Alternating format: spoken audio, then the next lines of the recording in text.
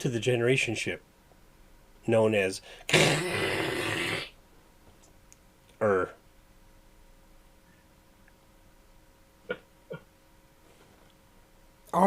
Okay,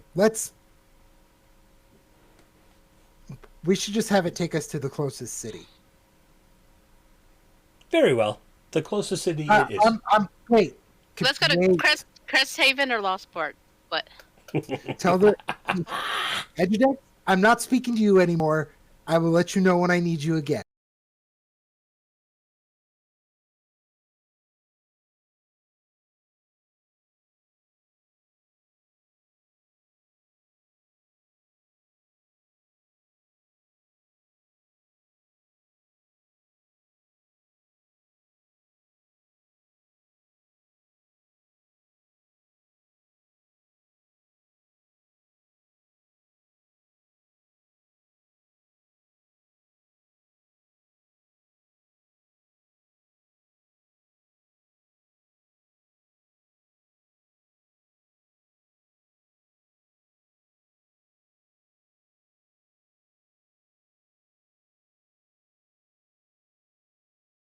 Welcome to the generation ship known as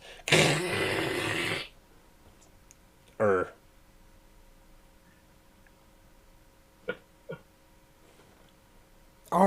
Okay, we should just have it take us to the closest city. Very well. The closest city it is. Wait. Let's go to Cresthaven or Lostport. What? Tell the Edgedeck, I'm not speaking to you anymore. I will let you know when I need you again. 17. Go ahead and give me roll me a d20 plus your agility modifier.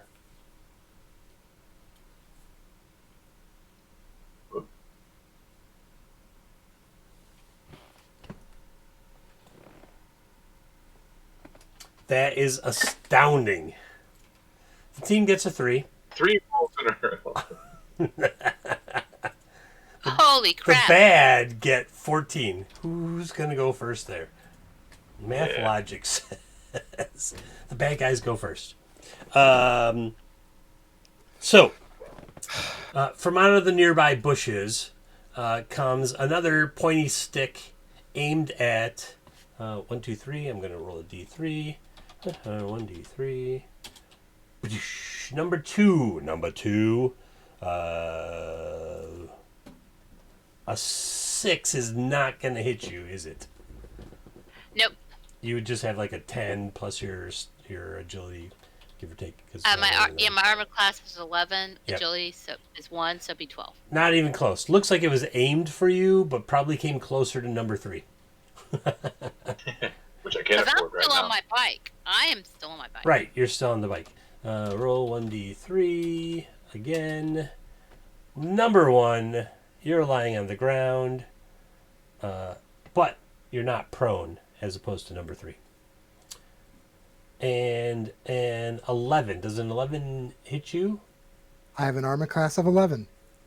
So a pointy stick comes and chinks off your shoulder, and you're like, ooh, that was dangerously close. Hide armor. Yeah. Right off the shoulder of the hide armor. And then another pointy stick. Oh, no, number 3. That's a critical hit. Ooh.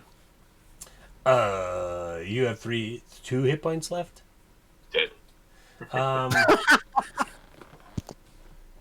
mean, it's really just a pointy stick. No, you're dead. No, not really. As number 3 is tumbling off the bike, a pointy as number 3 is tumbling. That was terribly the end of Michael's character right there.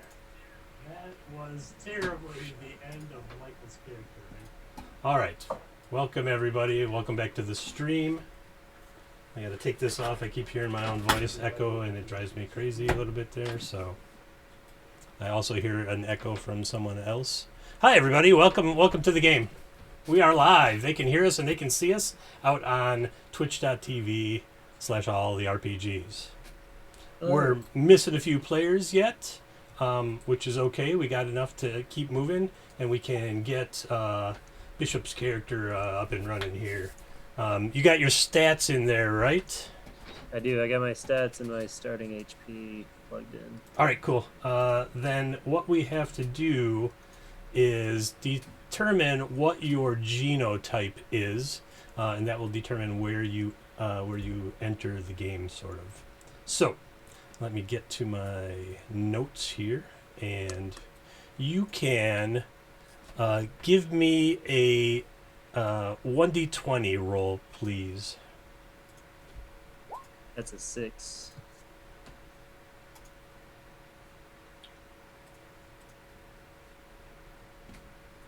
Something happened to the die roller now.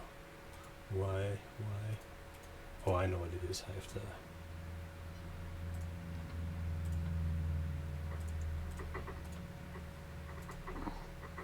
There we go. All right, that is a 6. Oh, all right. I'm going to drop you a message.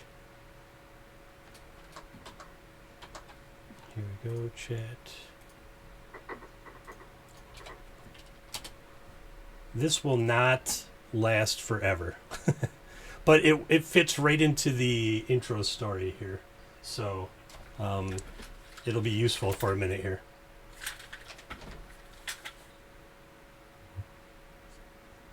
Okay. Got it. Just wanted to make sure.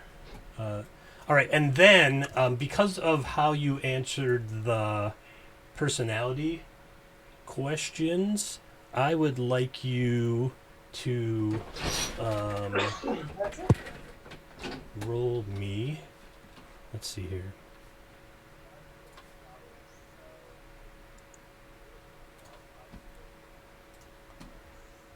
Let me just find the MCC rulebook, and I'm going to have you roll a D. I think it's a D30. It might be a D100.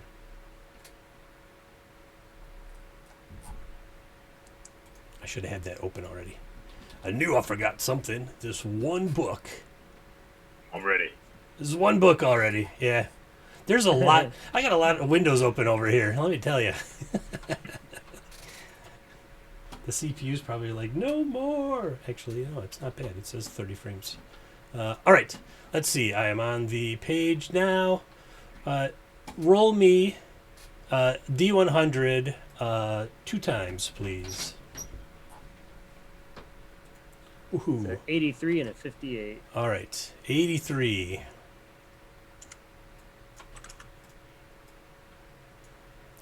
You have a physical mutation of spines.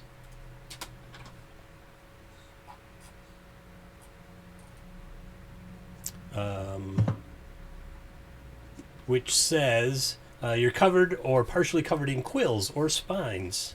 Armor use is restricted to leather plus shield. Give me a... roll me a 1d20 plus... your luck modifier, please. That's a 10. It's a 10. All right. All right. They don't do anything. You just have your body is just like covered in these quills that makes it hard to wear certain types of clothes. But otherwise, you can't do anything with them. It's a living.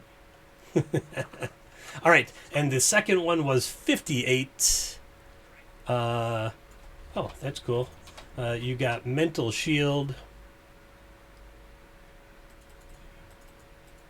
And then that will act like a spell. So what I'll do is I'll put it into your... I'll just throw it right into your character. Mental shield. There it is. I'll throw it into your character sheet here. You said 6. You took 6.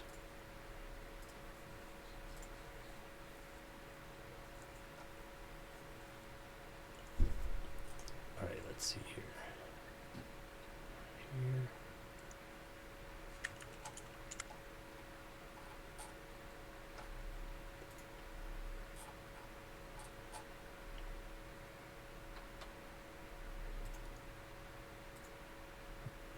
It's going to act like a weapon.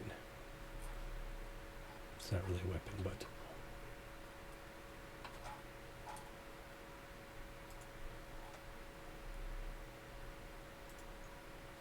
Oh, here we go.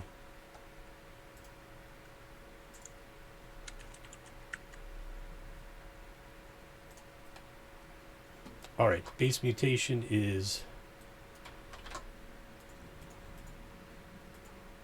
mental, and it is active, so you cast it like a spell. Range varies, duration varies, save no, and then info is... All right, so you are able to create a mental shield around yourself and perhaps others. Cool. And then the manifestation is a 1d3, so I'll just have it automatically roll. So when we cast that, or when you use that, it will automatically show you. Then active check.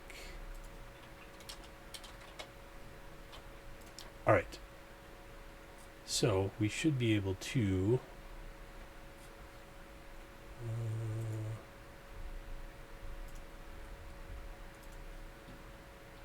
there's the manifestation, and then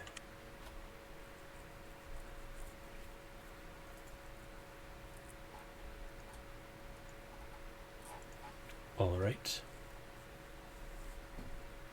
Why did it not? So 1. Oh, manifest as 3.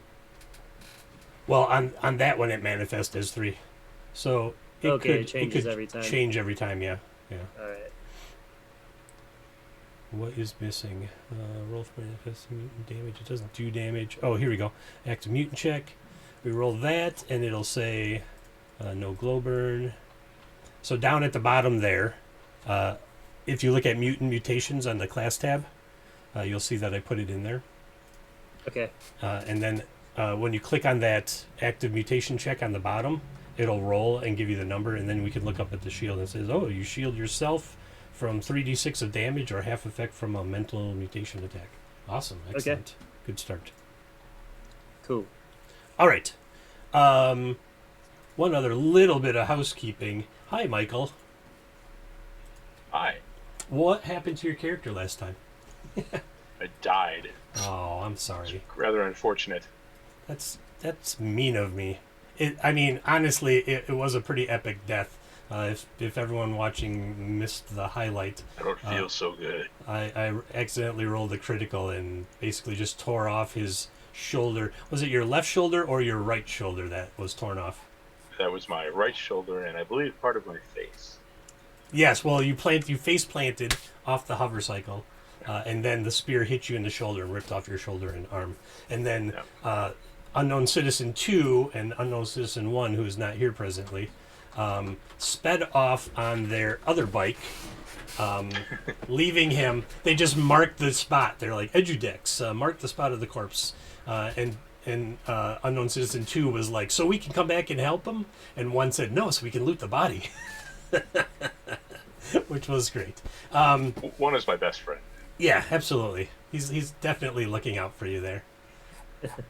And so 1 and 2 sped off down. They had entered the drum section of the generation ship because there's all this interference and what looks like database corruption in the Edudex, which is something that you get implanted into your arm. And yes, just like behind Unknown Citizen 2's backdrop there. It doesn't look that neat right now. Something is clearly wrong with it, which might be why it's templated an orc, a Western desperada. Are you a desperada? And a green-skinned dwarf and a one-eyed panther man so far. Damn NoSQL databases. Yeah. So, Sorry, that's total geek reference there.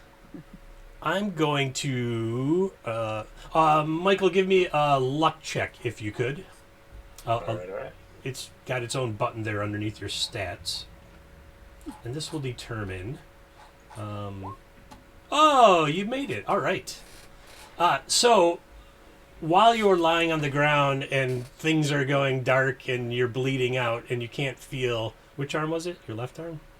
Right arm. Your right arm? You can't feel your right shoulder or arm. You hear woo woo woo woo woo woo woo woo woo woo, and two bots come flying up to you, and the last thing you see is like their clawed hands reaching for you, and then everything goes black. No. Not yet. And when you wake up, there is number 6. What color skin would you like? I think it's probably rather grayish with the spines. Sure. All right. Okay. So you see a gray-skinned humanoid standing over you, looking down at you, and he has small quills covering his body. Are you an angel? Some would call me that. And Gravy Jones, pleasure to meet your business. Gravy Jones. I'm pretty sure I'm dead. What do I do now? Well, dead in what sense? Pointy stick ended my life, and now I'm here. Well, where were you before? In the road. Huh. Is he still in the road? No, the medbots had dragged him to the regeneration center, which is where you are tasked with picking up new greens and taking them over to the green side of this massive battle that's happening in District 1 right now. And so every once in a while, the greens or the other side get an alert like woo woo woo, which means hey, come pick up some people from the regeneration center. What the regeneration center has done to this, so what you're seeing is Billy Bong, who is a green-skinned dwarf who was missing an arm and now has a metal shoulder and a metal arm where his right arm had been gruesomely torn off. And I rolled high enough that it was a complete success, which means Thank you. that you have a cybernetic arm all the way through to the hand. Oh, goodness. I was like, well, this is different. And Yes, we've rebuilt you. yeah, Did you give me this? Faster, stronger. I made that joke too. Damn it. I made it privately, so that was yours. Your joke was on stream. Oh, sneak attack! What's going on in chat, everybody? Billy Bong, I knew you would like that. We got substances used in Awesome Age over in chat. Thanks for stopping by. You're just finding out that Michael's character did not die in the first session. In fact, he has awoken with a new mechanical arm, which is quite excellent. And it is a complete success, and so you got a perfect unity of flesh and machine, and it functions as a normal limb. You're like, oh, the last thing I remember is what is going on here. Does it truly function? It does function. It might take you a little while to get used to the strength and the grip, so be careful. I will. All right, and then number 6, you named your character. What did you name Gravy Jones. him? Gravy Jones. Gravy Jones. Gravy the angel. Thank you. Gravy Jones. All right, I've got your name in there, Bishop, as Gravy Jones up on the Twitch interface. Snacks. Have you given your Desperada, your character, a name? I think you're muted. Are you muted? Yes. Can you hear me now? Yes. Yes. Loud and Did I clear. give my character a gender? I've seen. No, that's why I've been asking Desperado. It's entirely up to you. You tell me. Okay. Well, because sometimes you just gotta go for your gut. I am going with Maeve Malaise. Maeve Malaise. I'm guessing it's spelled just like it sounds. Here. If it's wrong, Maeve. Yep. Malaise. I put it. I got it. All right. Everyone's got a character name. That's good because the numbers get confusing for me too. So, Snacks, you're tearing down. Maeve Malaise is tearing down this road. When she comes to this huge barricade, and several heads pop up and point weapons at you, and order you to halt. How many characters are we? I mean, how many folks are currently aiming at my character? As far as you can see, like 6, maybe more. And I'm on my own right now because the other 2 citizens are still back at the. Yes. Are they there with me? Citizen 1 fell off the back of the bike somewhere, and Right. so he's in between you and where Billy Bong fell. Okay. Well, then I'm going to stop and say, "Well, howdy there. How can I help you?" They all look down at. They're like, "What are you doing on that side of the barricade?" And then you look and you see this barricade extends like in both directions as far as you can see right now. What are you doing over there? What am I? Long story. How about I come over and kind of we have a drink or something and we can talk about it. They're mumbling amongst themselves.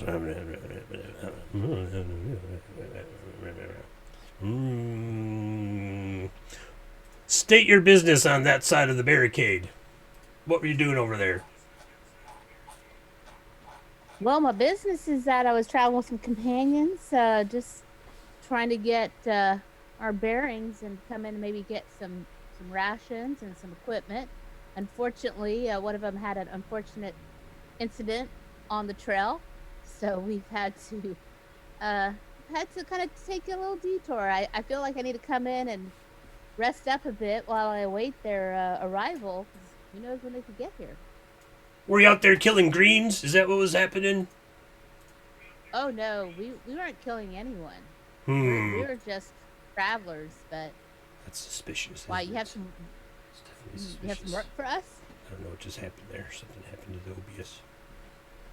Oh man, now I lost a bunch of people. Yeah, I probably have some work for you. That wasn't something I expected to hear. Well, I figure while I'm here, I could rest up, maybe make a little money while I'm waiting for the rest of my compadres to catch back up. Oh yeah, okay. Just one final question. What's the color of your friend's skin? Oh, I don't rightly know. It changes from day to day depending on his mood. No, But it's not. But it's not. But I don't. But it's not green. If that's what you're implying. Oh, well, come on in.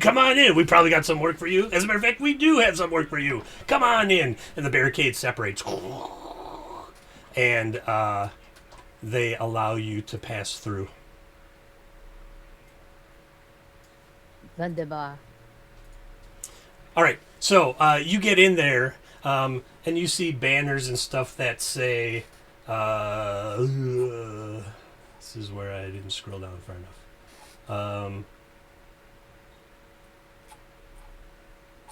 Like it's all this propaganda about like killing greens and green is mean and a whole bunch of things that are very, very disrespectful. There's some really bad like green skin caricatures that I'm not gonna discuss too strongly because it's still a little early on the West Coast. But yeah, but they pull you in. And they look, they're like, are you injured?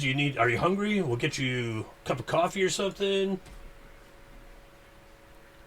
Well, actually, I think a little coffee and a little sustenance would be good. I'm a bit fresh to this world. I mean, to this town.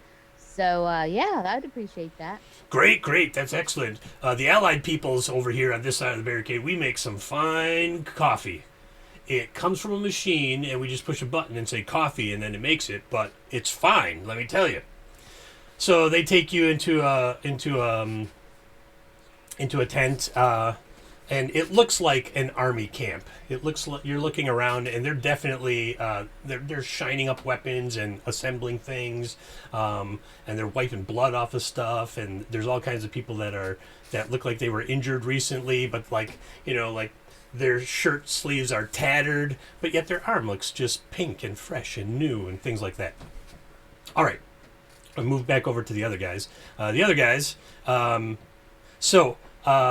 Gravy Jones has been tasked with picking up recruits from the regeneration station, and so Billy Bong, with having green skin, is one of the new recruits, and so him and there's a couple of others that had been recently killed. And Gravy Jones, you know these other ones because you've seen them at the Green Camp, and you've fought side by side with them in the past and things like that. But Billy Bong is totally new to you, and you're like, oh, really fresh meat.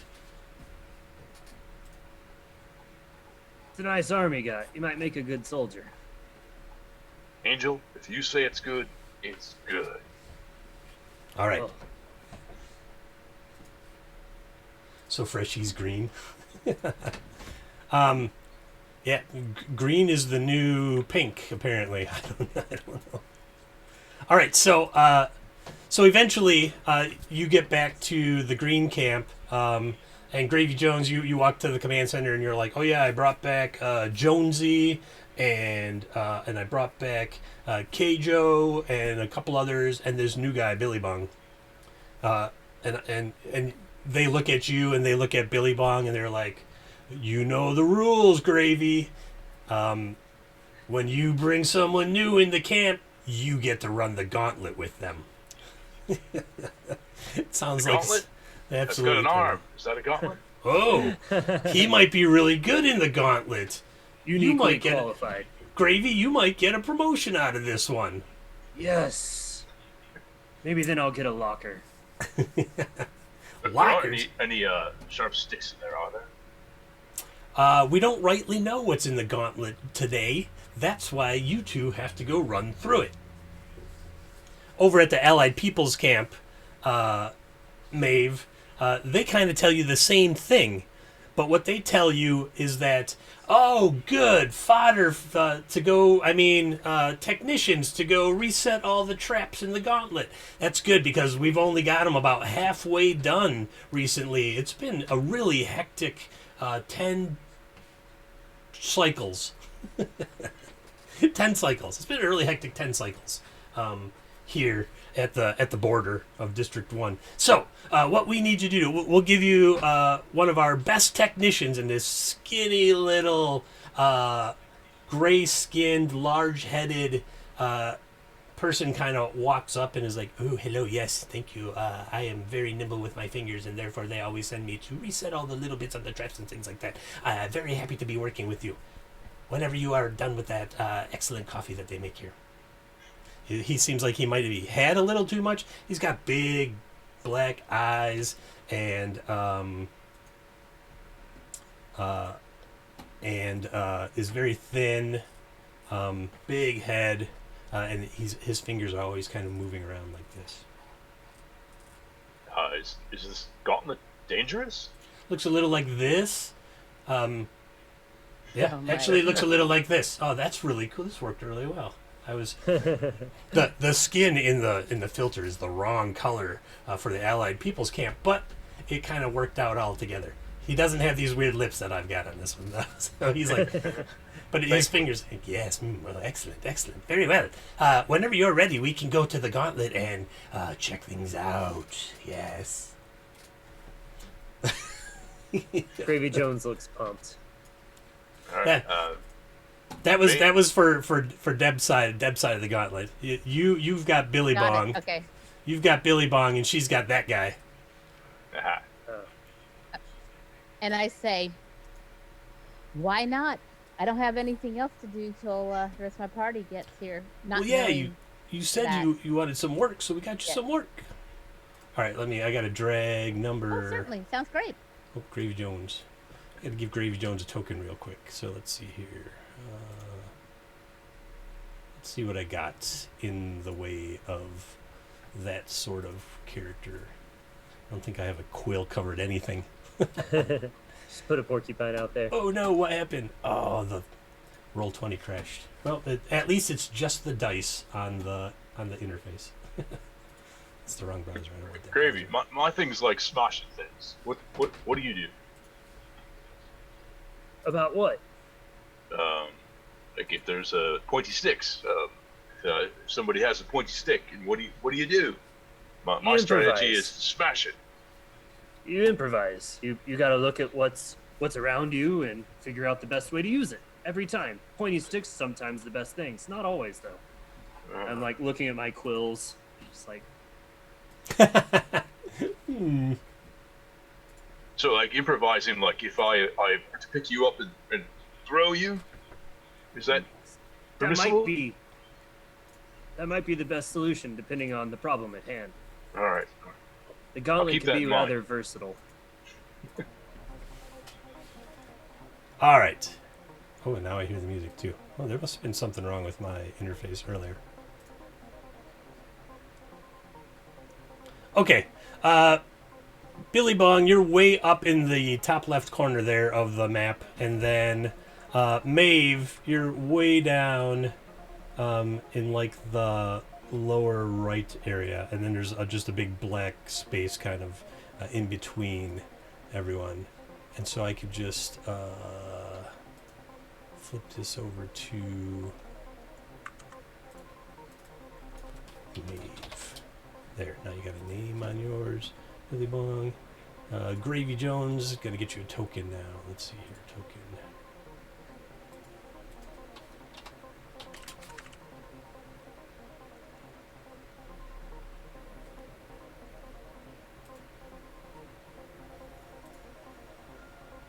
So Gravy, I've been looking for a couple of my friends who left me to die on the road, but I'm sure they meant to come back. But you know, that's what happened. There was a kitty, big kitty, and then Maeve. He's, have you seen a Maeve? Nope. Don't sound like very good friends to me, though. We're the only ones I have. So I guess they're my best friends. Also, your worst? Good point. Good point. Entirely true. Well, All right. Let's see what trouble we can make happen here. All right, so none. Come on, update. There we go. And then Gravy.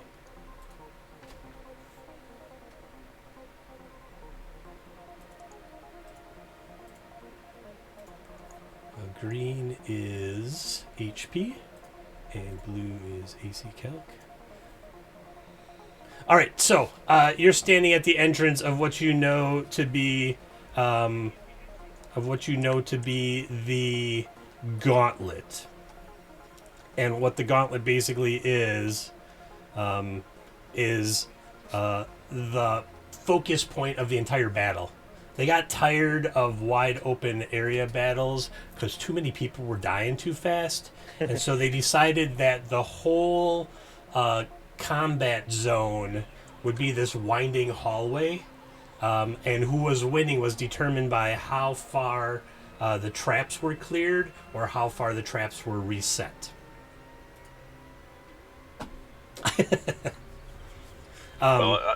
Traps doesn't sound good. Pointy stick helps. You press it on the ground in front of you.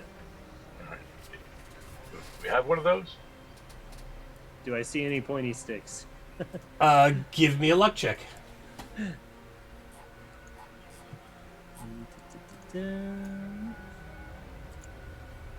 Wait, I've got a pitchfork.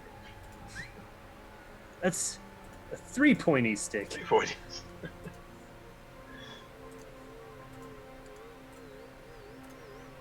There we go. You do not see a pointy stick aside from the quills hanging off of your body. But you know that it's entirely possible there could be pointy sticks in the gauntlet. Well, just be careful where you step. Stay behind me, I guess. All right. So you, Duck down. I'm not very tall. yeah, he's probably Gravy's probably almost twice your height. Like, So I have a pitchfork. I would like to tap in front of me as carefully going forward. okay, I'm gonna Looking for things that might kill me again. put you up to this first corner here, and then you're going to give me a luck check.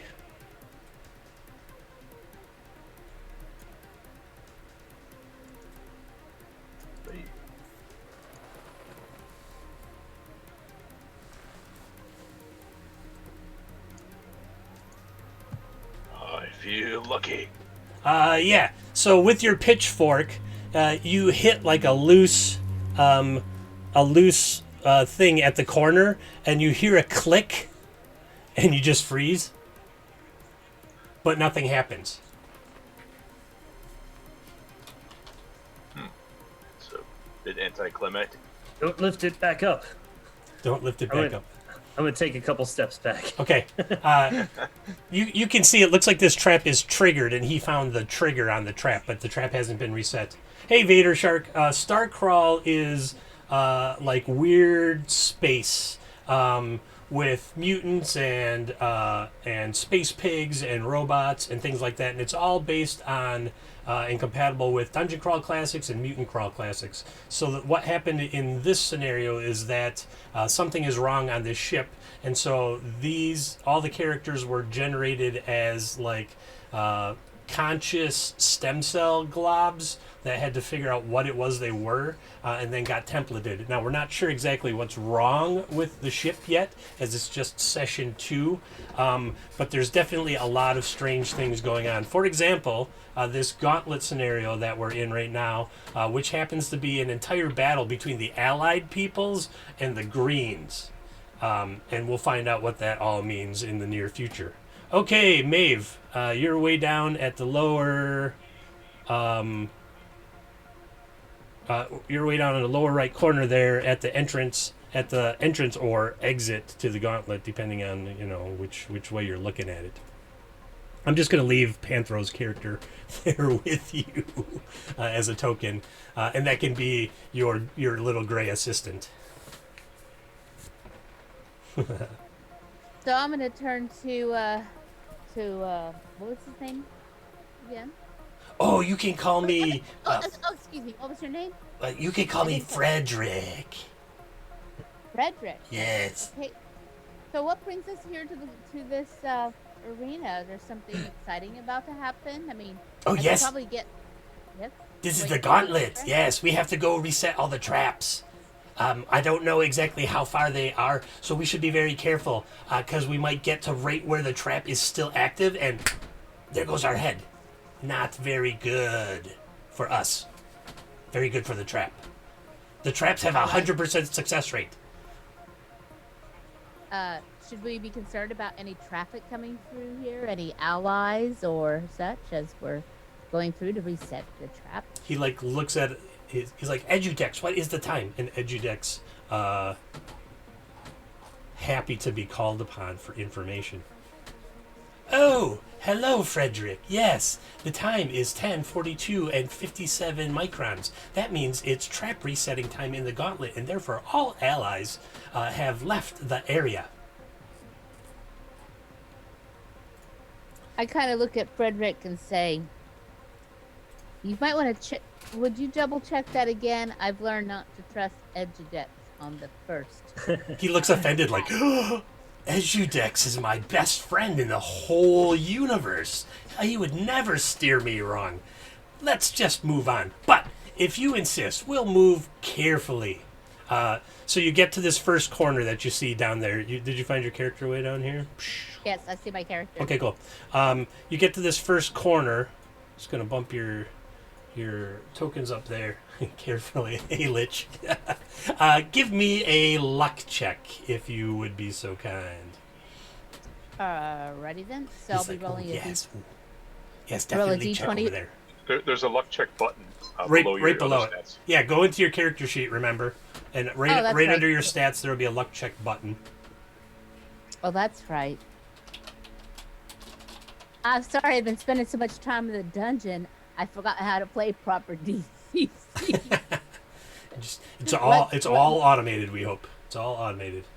Luck check right there. Here Luck we go. check right there. Oh no. Oh no.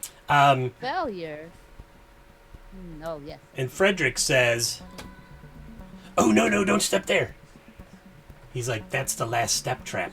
Just when they think they see the exit and they're like, "Oh, we're gonna be clear," and the walls crush them into goo. That's why there's dried blood and brains and everything over here. But so definitely don't step right there. But come with me. And he leads you down the gauntlet hallway. All right. Until you get And Maven's to starting a to corner. Mhm. yeah, Maven's starting to remind herself like, what did I get myself into? Oh, that's right. I need the money, All right. currency. Gravy and Billy Bong, you are up at this corner. When you look around the corner, you see there is a kind of twisting path over here that has a couple corners in it that you feel might be troublesome to living creatures. All right, I have a plan. You take the pitchfork and find the next trap. I do one, you do one. You drive a hard bargain there. All right. Sure thing, Billy Bong. So Gravy's pretty familiar with the area. So when you get there, give me a luck check. Gravy Jones is a fantastic name. Oh, great success. You're like, yeah, there's usually a trap right here, and there's one of these tripwire things over here, and you see that these traps have not been reset, and so you're like, oh, we're doing pretty good. These traps aren't reset yet. And you can kind of see down that corridor there. Come on, roll 20. Reveal, not hide. These are all like floor trap. Like this was a tripwire. The last one was like a floor tile. You said. Yeah, there's you know that there's some other traps of various things like proximity and stuff like that, but the traps kind of move and change over time, and so you never know where they are. Okay. You got to roll your own salt on your own keyboard there, Snacks. All right, so you guys make it down to here, and then there's another corner, and I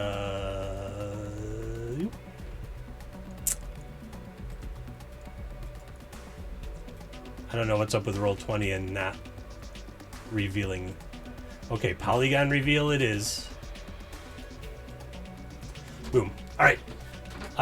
So you make it into this next, and you're like, you feel like you've made some good distance in the gauntlet, and you know that every step you take, every step you take is more and more dangerous. Every move you make is closer and closer to death. Did I agree to this? I'm not sure. All right. Snacks, you're walking around with Frederick, and he's like, oh, yes, and don't step there. Oh, definitely don't step there. Oh, okay. Whew. Good. I believe that proximity only works going the opposite direction. And you get... yeah. Frederick, how are we going to be sure that when we head back out, we don't trigger the traps ourselves?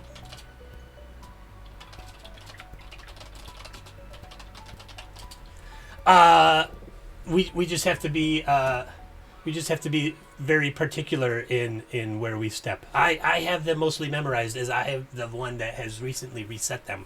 I just don't know how far it is until they are completely reset, or when the last. I believe it's right around the middle where the greens got to in this last attack, and so we'll just have to be careful. But I will help you. I will help you. And with that, he kind of starts strolling down, and he looks very pleased to be in this place. Like, death trap? No, I know where everything is. It's fine. And he takes you all the way down to this long hallway, and then into this corner. When you get to that corner, give me another luck check.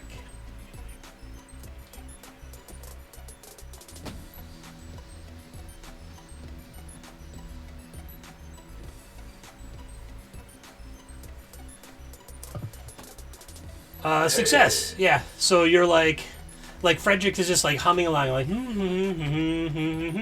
and then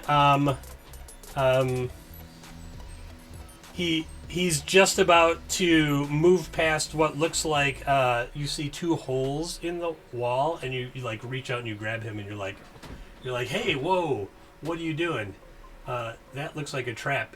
And he looks shocked. He's like, oh yes. That one, I never reset that one before. I always forget it's there. That's how this shoulder got turned this ugly, blackish, gray, crusty thing, and the skin falls off every once in a while. Yes, thank you very much. You see, if your head or your body passes in between those two circles, it sets off this trap, and like this flaming acid, I don't know who invented this, but they're a terrible person. This flaming acid comes out, so not only is it like melting your skin off, especially my very delicate skin, as you can see, you can almost see through it, and he like stretches his skin away from his arm, and you can actually see through it. He's like, my skin's very delicate, so the flaming and the acid, it really hurt. So thank you. And I say, well, good thing that I know thin skin, and I am able to be sensitive to that. Perhaps that is why I was able to detect that before you, because I'm able. I don't know. Are you familiar with thin skin? With language. Oh, we are quantum entangled with one another. Did you not know that, Frederick? No, I did not. Is it? Why, You're yes. saying it is universal destiny that we met? I will always be by your side now, Maeve. Wonderful to hear. I hope it will remain the same. All right. Back to the other side of the gauntlet. Gravy and Billy Bong get to another corner. And Gravy, you're starting to feel really uneasy. You're like, these traps have not been reset, and we're already 1, 2, 3, 4, 5 corners in. And you're like, man, I don't really like this. So, Gravy, give me a luck check over here. All right. That won't do it. Yeah. Billy Bong, give me a luck check. Success. I told you it was my turn. So you come strolling around this corner, and you're like poking with the pitchfork and stuff. And just before Gravy gets somewhere, you reach forth with the pitchfork and you jab at the corner of the wall. And this blade goes like this close. It actually took the tip off one of the quills on Gravy Jones' arm. You're like, hey. Oh, Watch out, Gravy. That one's actually sharp now. I hadn't seen that one before. Oh no.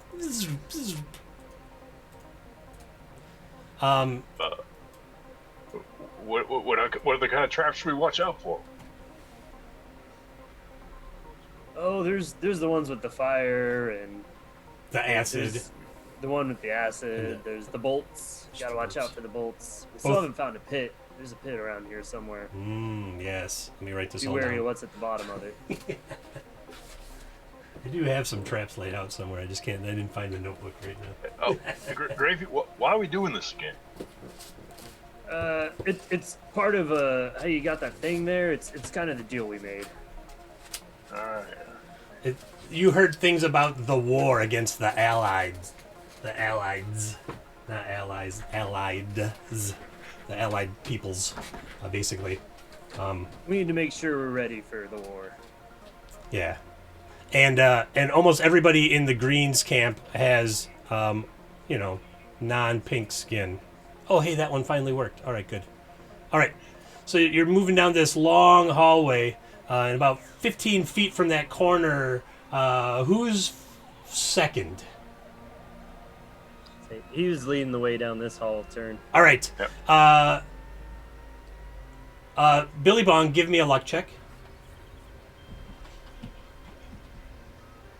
Oh, man. So Billy Bong is a little 40 sticks. little bit ahead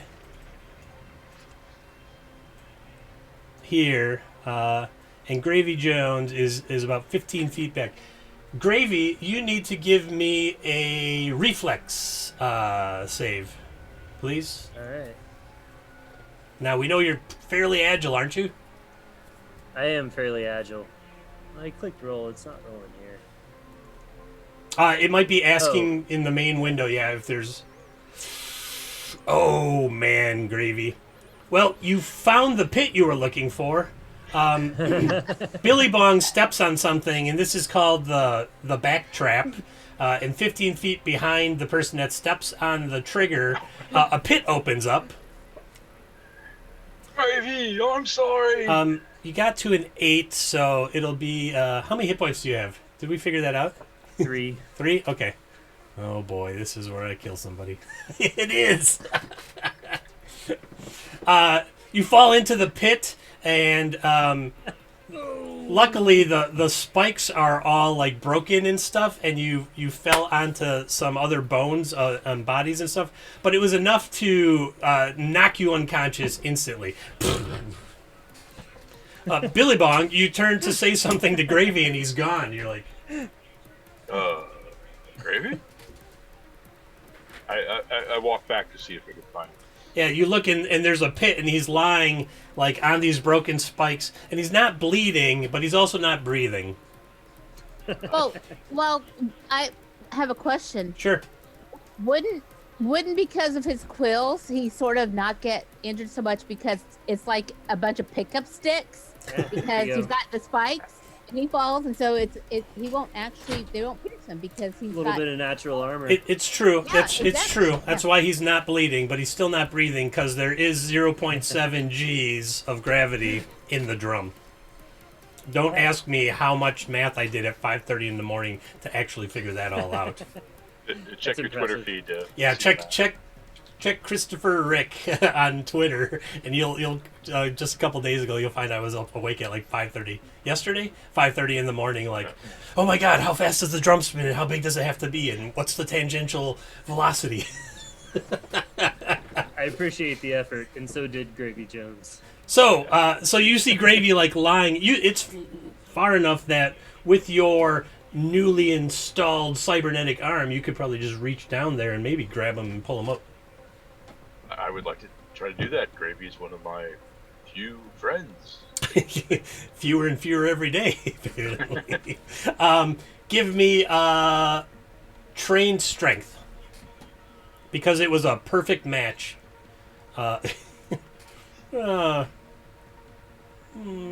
You kind of drag him across everything, and then you kind of drag him up the wall. Sorry. And now you see like sorry. some blood is just kind of leaking out of his face a little bit. But we will consider this getting to him and rolling over the body. Gravy, give me a luck check. All right. Hey! I rolled my luck. Perhaps all the extra pain that your body was enduring while you were away from it, like you were like, this rubber bands you back into it. Pew! And you see Billy Bong like holding you, looking at you. About to do mouth to mouth. Oh no! Please don't! Please don't! Gravy. I didn't want to do that, but I felt it was necessary. Oh, that one hurt. And from some distance off, you hear woo woo woo woo woo woo woo woo woo woo woo woo woo, and like medbots come rolling up, and they look around, and then they see Gravy, and they're like woo woo woo, and they come and they just jab something into him, woo woo woo, and you get 2 hit points back, but that hurts. That's why you didn't get all 3. And then this like long needle comes out. And then they just turn around and buzz back down the gauntlet. I was worried they wouldn't show up this time. Yeah, that's not the first time you have fallen in the gauntlet. But you sure hope it's your last. All right. So you come around this corner, and after you get by, that pit slowly closes up. And like resets itself, but one of the floor panels is like hanging like like it needs some attention there. All right, and you're now in this new hallway. All right, Snacks, you and Frederick, meanwhile, have come to a long hallway. Ooh. I'm going to turn to Frederick and say, now, are you certain that you don't have any traps set beyond this? Oh, that's the thing is I'm not exactly sure where the traps are and are not set because I was not here during the last green incursion. So it's best that we just tread carefully. Yes, very carefully. All right. You guys get to about halfway. Is he in the lead or are you? He's in the lead. Okay. I'm not green. I wasn't born yesterday. He's not green either. Well, actually, I was born yesterday. I was technically, you were born today. Technically, yeah, exactly. I wasn't born yesterday. I was born today. Right. All right. Give me a luck check there. Alrighty then.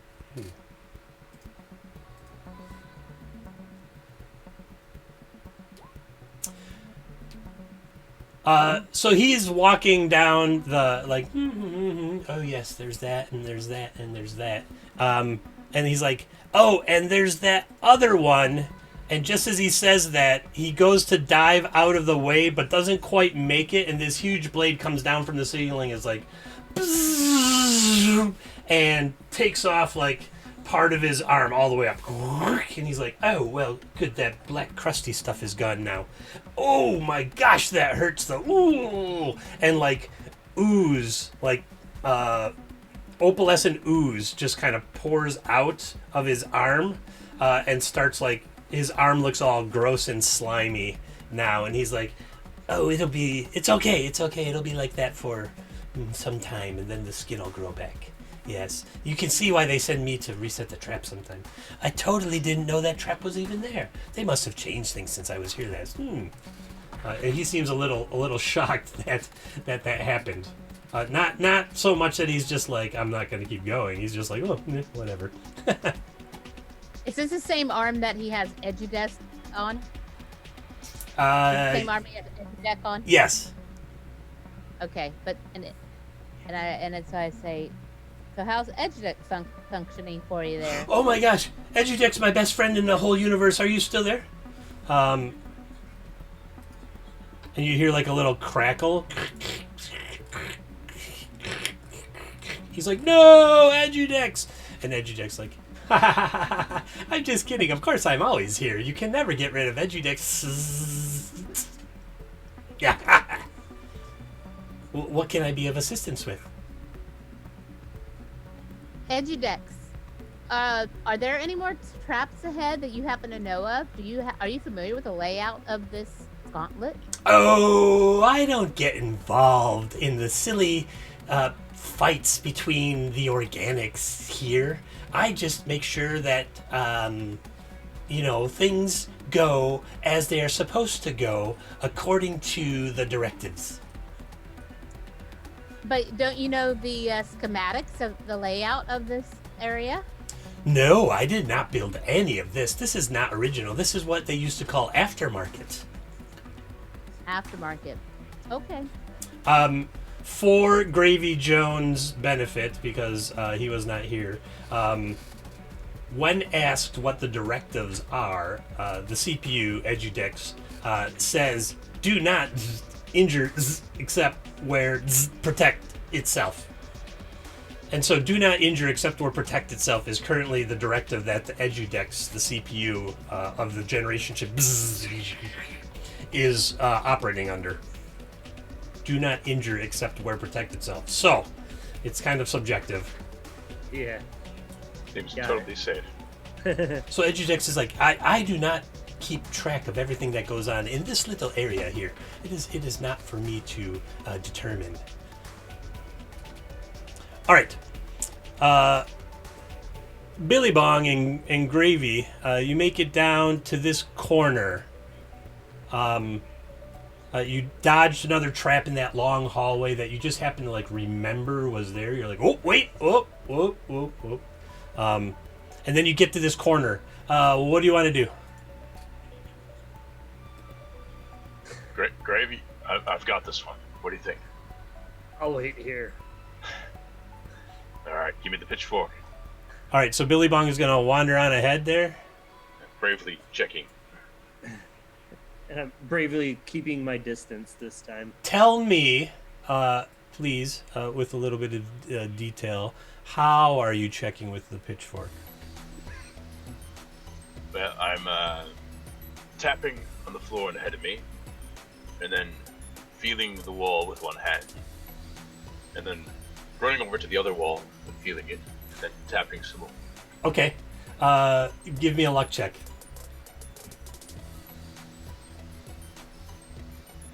Oh, no.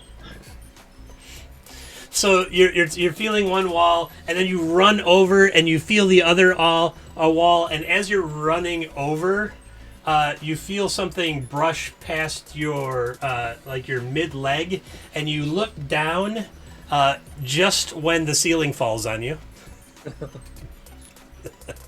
As it's falling, with my cybernetic hand, I punch as hard as I can. All right, sure. Give me a reflex check.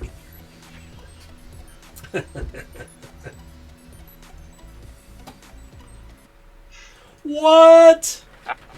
20. This huge piece of like hastily made mortar and stuff comes falling down, and you look up and you're like, superhero punch, and you blast it to bits, not taking any damage.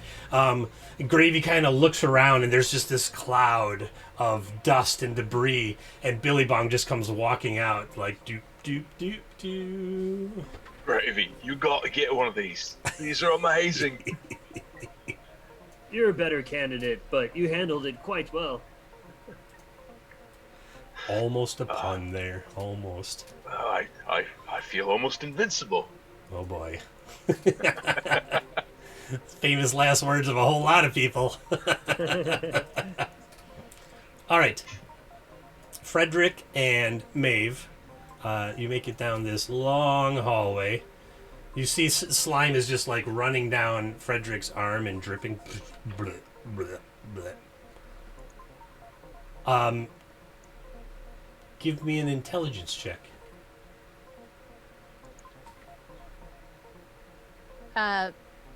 Maeve. Trained? Yeah, trained. Since I'm more than 5 minutes old.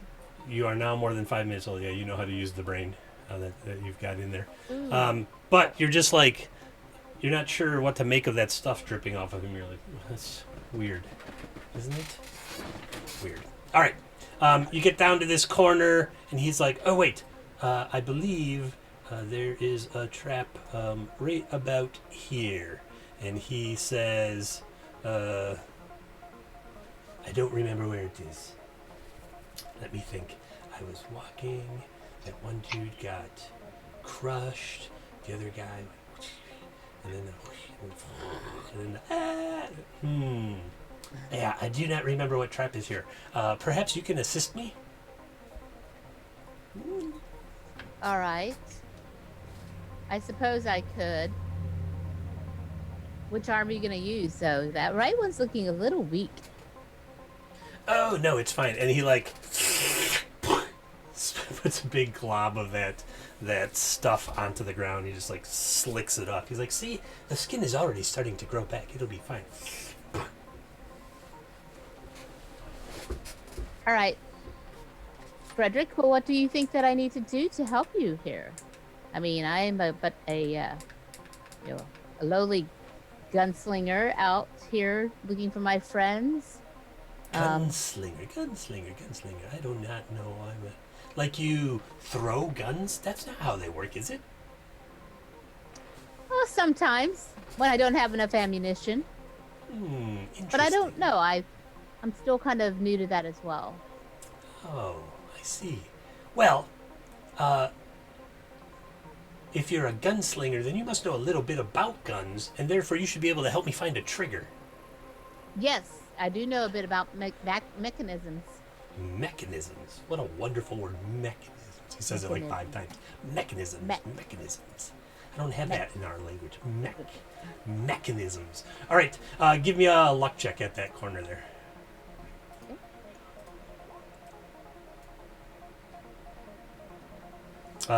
Just a regular. Give me that button below the stats there. I thought I just did. No, that was like a luck skill check. Oh, luck skill check. Okay, wait a minute.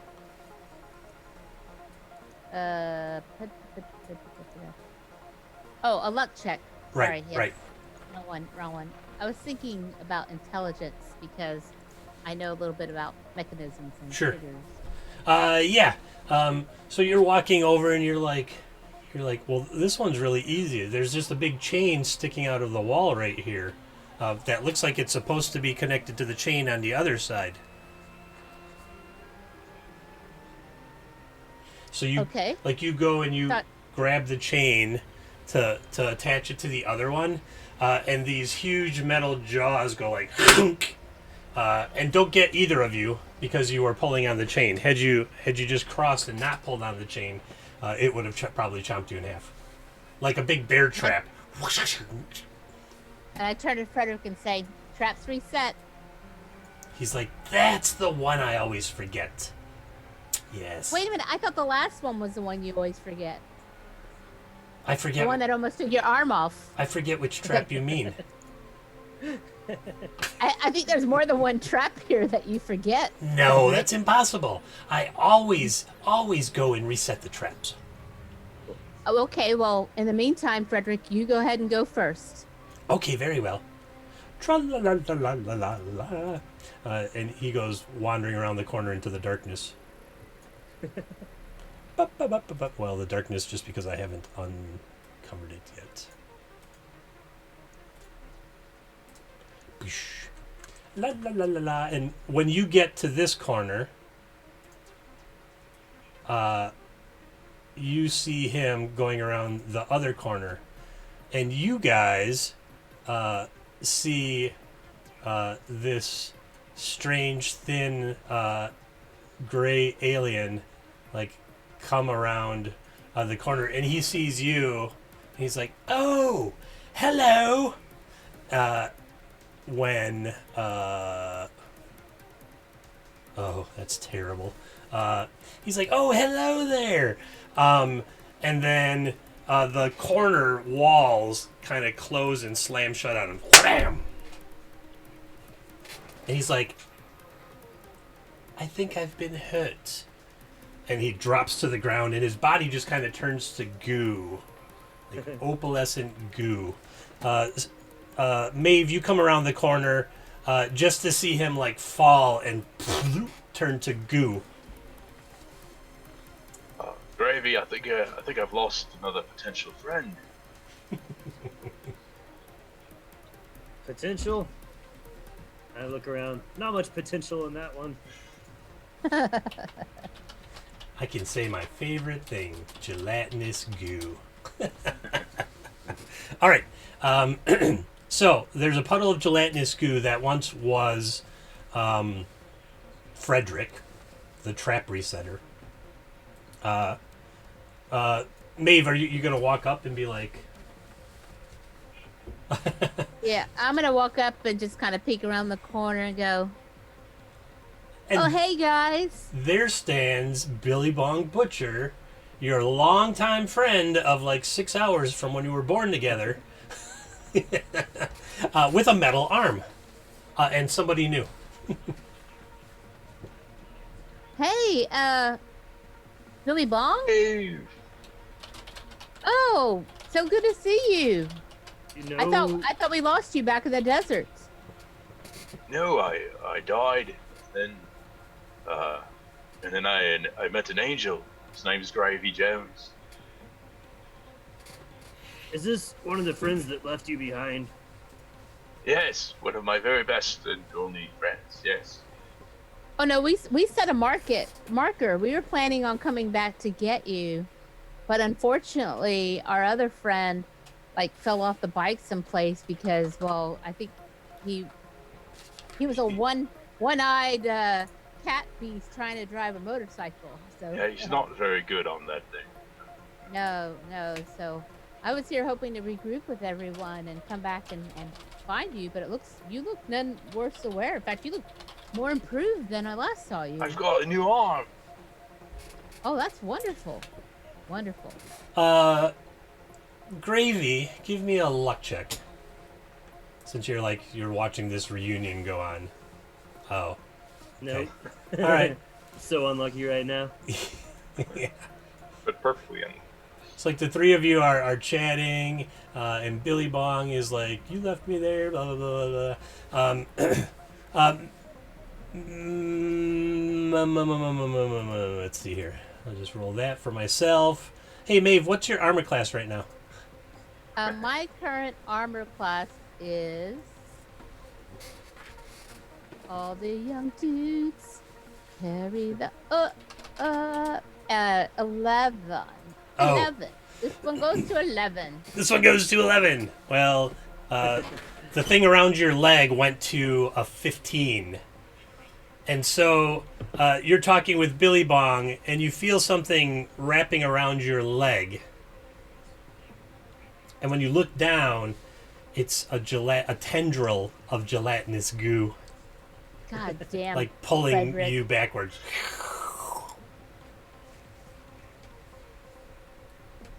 Do the rest of us see that? Yeah. Because she looks down, and everyone just kind of looked down and was like, "Ooh." Maeve, are you in need of assistance? She's gonna be in well, yeah. I have a pitchfork. 3, 2, 1. Yes. Everyone roll initiative. Oh, Lordy.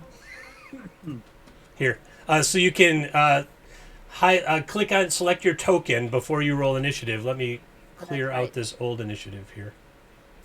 Oop. And then I can put in... Oh, wait. That's fine. It'll just reset them. That's neat. Steel chair. Haha, substances. I put it in there. I knew somebody would try it.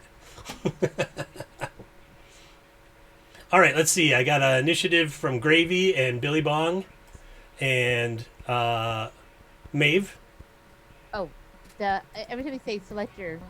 Select your go. token and then go into your And character then sheet. go to sheet. Yeah. Substance I went gonna into my help you. character sheet first. Michael really should go play Viva La Dungeon. I'm Yay, not wearing the shirt. substance! Not wearing the shirt today. I love it. Yeah, I know I can depend on substance to make me his champion. Yeah, they ganged up on me because I'm the heel. All right, let's see. Yep, Maeve will go before. Okay, looks like Billy Bong's got a 17, and he's gonna head out first.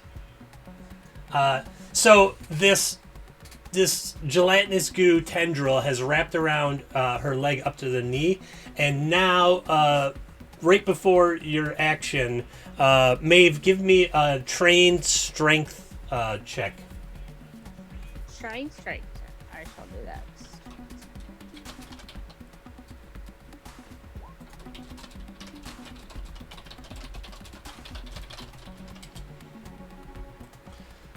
12. All right, and take that off. It's pulling on your leg, and it doesn't quite pull your leg out from under you and fall down, but you're like a little unstable right now. Okay, Billy Bong, it's your turn. You see her legs struggling to be pulled backwards by this tendril. And I run up and stab it with a pitchfork, trying to fling it away. Okay. Roll to hit.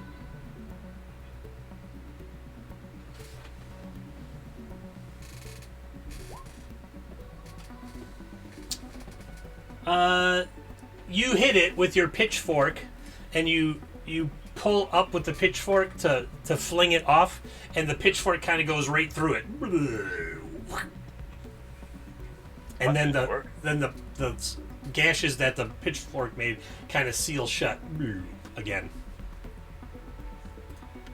Maeve. Gravy, don't use the pitchfork. Okay. Let's see.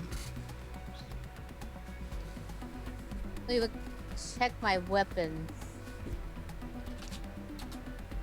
Don't use the pitchfork. Not that I have a pitchfork. What do I have? That's a good question. What do you have? Let's look at your character sheet together. 2. I'm going to rename so I can find you better. Well, I have a hand drill. Maeve. Bottle of laudanum.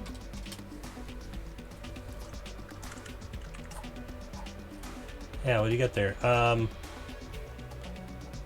Not a lot, I remember. Yeah, not a lot.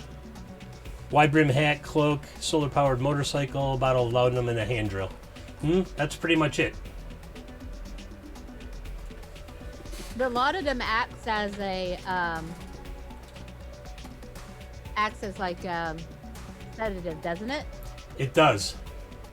I'm gonna take that laudanum and I'm gonna throw it onto the organism to see if it will sedate or to slow it down. All right. So you open up the bottle and you pour out this reddish brown liquid, and you know it to be fairly bitter. Oh,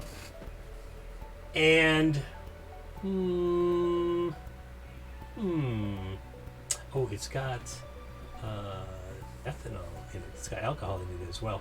Excellent. And where you pour it, it kind of sizzles on the gelatinous goo tendril, and holes kind of open in it as the laudanum kind of drips down through to the ground. Doesn't do anything to the ground. It's just opium and ethanol. Got it. What a waste. All right. And now it goes. And it didn't like that. And so where the tendril is from, the Frederick is becoming this tower, this kind of rounded topped tower of see-through goo. And a tendril kind of reaches down around the corner where you had just come, and you see like little globs of gelatinous goo coming and attaching to the tendril, and it seems to be getting bigger and bigger. And then it lashes out at you, Maeve, with a tendril. Oh, and it's going to hit you for, oh my gosh, 4 points of damage. Did I kill you?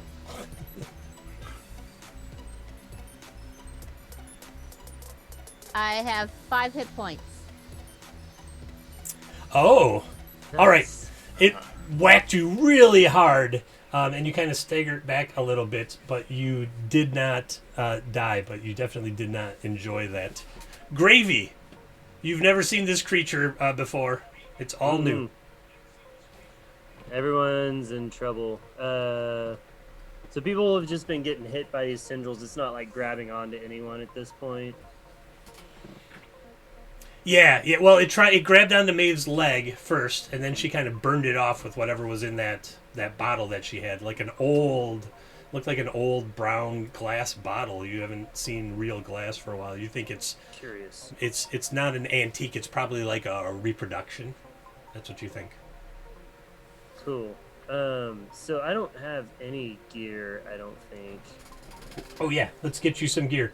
Let me grab my. You came out of the DCC book, So roll me twice. Let me rephrase that. Please roll me a D24 twice. A 19 and a 12. A 19 is 19 and 12. 50 feet of rope, so that's handy. And a 12. That doesn't exist. Roll me a D24 again. I mean, it does exist, but it's highly unlikely in space. Nah, it's another 19. 1. Oh, there we go. You have a backpack, and in the backpack is. Oh, I rolled a 1. A 6.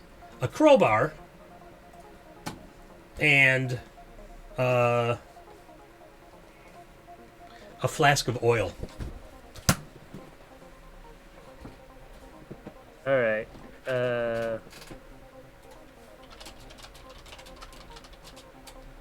Yeah, I guess I gotta help out the people who are living. This goo thing is gonna come for me after it gets them.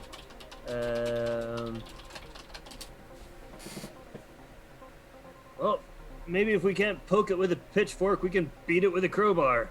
I'm gonna pull out my crowbar and start swinging. All right, go ahead and roll to attack. I can even throw it into your character sheet as a weapon.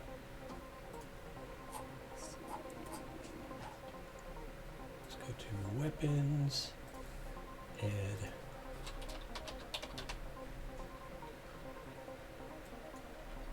Crowbar. There you go. You should be able to Cool. just. You should be able to attack with that now. Looks like that's a 3. So a 2 overall. You get really excited and you trip over a tripwire that was laying on the ground waiting to be reset. And so you go and you don't fumble or anything, but you hit the wall instead of the gelatinous goo creature. Billy Bong.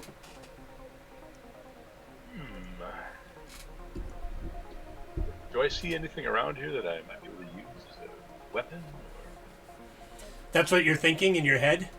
Yes. Roll me a D5.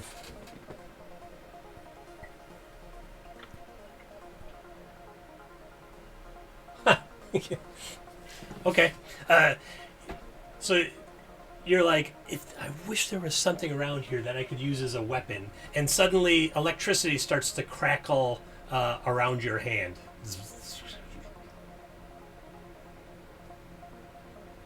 My brain puts that together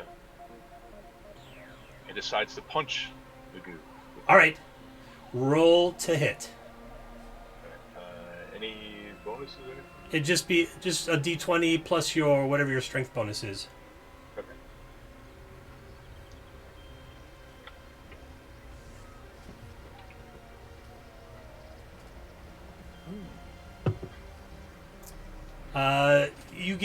You look like you're getting really close to it as your fist is moving down, but it might miss. Are you feeling lucky, Punk? I am feeling lucky. I would like to burn 2 luck. 2 luck. All right. You're still getting used to this mechanical arm, so as it's going down, it kind of jerks outward a little bit and smashes into the tendril that was lashing out at Maeve, and some sort of electricity, blue energy, electricity, kind of leaves your hand, and this portion of the tendril just collapses to a wet stain on the floor. Like about 6 feet of it. Seriously, Gravy, you gotta get one of these. Maeve. Maeve at this point is. I have 2 choices. I can use more laudanum on the tendrils. Are there any coming at me right now, or No, Billy Bong just came over and punched it, and like six feet of it, instead of being undulating and animated, just kind of splattered down to a stain on the ground. So it's about 10 feet away from you right now. Got it. So Maeve is thinking that it might be a good time to retreat and to go ahead and head back. But the question is, as I turn to everyone else and say, "Hey guys, I think we need to get the heck out of here. What do you think? Go back the way y'all came in? Did you trigger all the traps, or did they reset? Or we could go the way I came from. There are traps, but I know where they all are because I helped to reset them, and I watched as they were triggered by my companion, who is now kind of turned against us. Damn you, Frederick! You're of no use to me anymore." Hey, and how am I going to get paid? Who's going to pay me for this? Oh, fudge. I'll follow your lead, friend Maeve. All right. What do you say, Gravy Jones? You with us? Let's get the heck out of here. So I know it's my responsibility and duty to run this gauntlet. Do I know if that means I can go to the middle and go back, or do I have to go all the way through? They prefer that you go all the way as far as you can, and then die or make it to the end. Let's go back the way you came from. Okay. All right. So that you're gonna come with me, because let's just say that I followed behind Frederick and made mental note. I have a fairly high intelligence, so I made sure I watched where. Let's just put it this way: I will not repeat his mistakes. So you're gonna run past the blob creature. As you do, he's like, "But Maeve, we're quantum entangled forever. You're supposed to be my best friend." And it like lunges at you. And I say, "Well, then why are you attacking me, Frederick? I thought we were in cosmic energy together." "I'm not attacking you." And then he attacks you. He's confused. Oh man, brutal. He rises up like a tidal wave and then splashes down on you, and you are completely covered in this gelatinous goo substance at the moment. And it's getting very hard to breathe suddenly. Like it's constricting you. Gravy, seeing this and knowing she knows the way out, what do you do? Gotta rescue her.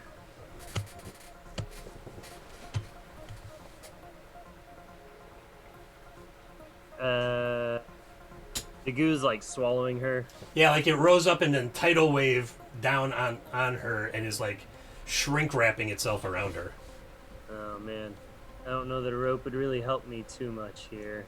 What else you got in that backpack? Perhaps something the game master rolled twice for? Got some oil. Ooh. I don't know if that'll affect it. Yeah, maybe this thing doesn't like oil. You know, I'm gonna try sprinkling some of it on there and see how it reacts. If nothing else, hopefully I can get some to land on Maeve to help expedite her escape from All this right. grasp. So you pull out that Little bit flask of WD-40 oil up and in you're there. like sprinkling it around, and it doesn't seem to have any effect on the gelatinous goo creature formerly known as Frederick. Billy Bong, you see Gravy like splashing what looks like oil on the creature. You have 2 stock info. Bixby and Billy Bong are apparently very close to each other. Thanks, Samsung. And so you see him like spraying oil on it, and it is enclosing Maeve. What do you want to do? I would like to try to grab Maeve and run down the hall the way she came. Okay. Like reach in, grab her, and run. All right. Give me. I'm going to say a luck check. Give me a luck check. There's a lot of moving parts in my brain on this. Oh, and it worked. All right. So you reach in with your metal hand. Or with your metal hand. Yeah. All right, you reach in with your metal hand, and you grab Maeve, and when you pull her out, sparks leap off of your hand and hit the oil that Gravy Jones has splattered it with, and ignite the oil. Just as you pull Maeve out, it makes this sick like sound when she comes out of it, and then whoosh. The thing is like on fire, and tendrils are flailing around and faces are coming out of it, and you see like human faces and strange faces. One thing has horns, another thing has a long beard, and it's flailing around, and it makes this horrible screeching sound that like hurts your ears to be near. And so you run away as fast as you can. Bravey, time to go! We're gonna get rid of that. Bloop, he goes away. And so you're going back the way you came, or back the way Maeve came, right? Yes. All right. And so we get around the corners, and I say, hey, look out for the walls here. Get over here, look out for this chain. See that chain? We don't want to trigger this. Those two pieces of chain you hook back together, so you like, just duck under it. Yeah. As you go by. Duck under the chain. All right. And Maeve is quite smart and did pay a good amount of attention. And so you all make it all the way to the end. I'm just going to grab all your tokens. You make it all the way to the end. And you come around that final corner right there. And let's take a small break. Yeah? We'll take a 5-minute break, everybody. We'll be right back. You can watch these really cool ads that I put together. Yay! We made it through the gauntlet. Made it through the gauntlet, and a little bio break or a drink break, whatever we need. And we'll be back in 5 minutes, everybody. 5 minutes. See you back. Friends. No more dead air. Hey, we're back, everybody. Bio break achieved. I see Snacks is still lost in the Edudex there, which is okay for now. And Well, to not go in there. don't go in the Edudex. You never know what's going to happen. I never know what's going to happen in the game, as a matter of fact. So, I believe that with the clearing of the gauntlet... Snacks has returned. Hey, Snacks, we're live.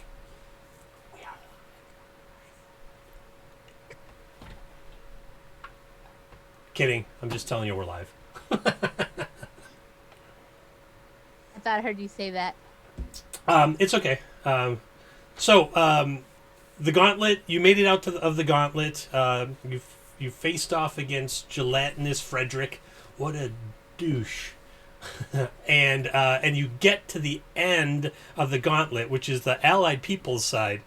And there are some Allied people standing there looking at the three of you until one finally says, Greens! Where? And they, like, get some weapons ready to launch at you. And I go, wait a minute. I went in there with Frederick to help reset the traps, and Oh my God! Someone killed Frederick!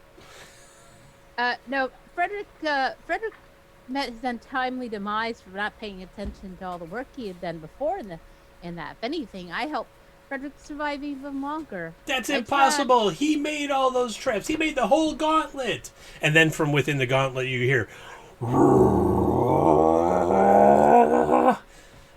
and like gelatinous goo pellets come flinging over the walls, down everywhere, raining down everywhere.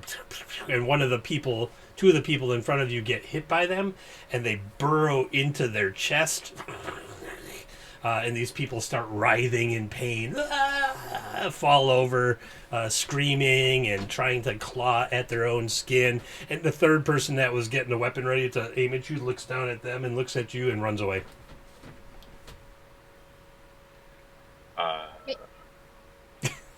Hey guys, let's keep moving. This isn't the time to stop. I think I need to go find myself a med kit. I'm gonna go run up to one of the people that are down on the ground and try to take one of their weapons. Oh, My cool. pitchfork sucks. All right. Roll me a. Give me a. Give me a luck check. All right. Roll me a d3. This is Chris's random table rolls. Oh, well, that's the one in my hand right here. All right. The one that's on the ground right in front of you, writhing around, way too concerned about that to worry about you stealing there.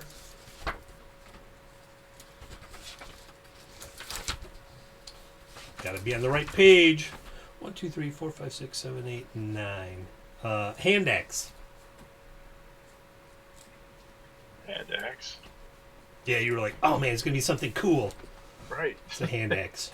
It's a hand axe. Is that a D6? It is a d6, yes. You can also throw it if you want. 10, 20, 30, but we'll get to that bridge if we pass it. All right. The two other people, the one dude ran away, the other person is writhing around. Their stuff is on the ground. Oh, you also find an ID card. Alright. And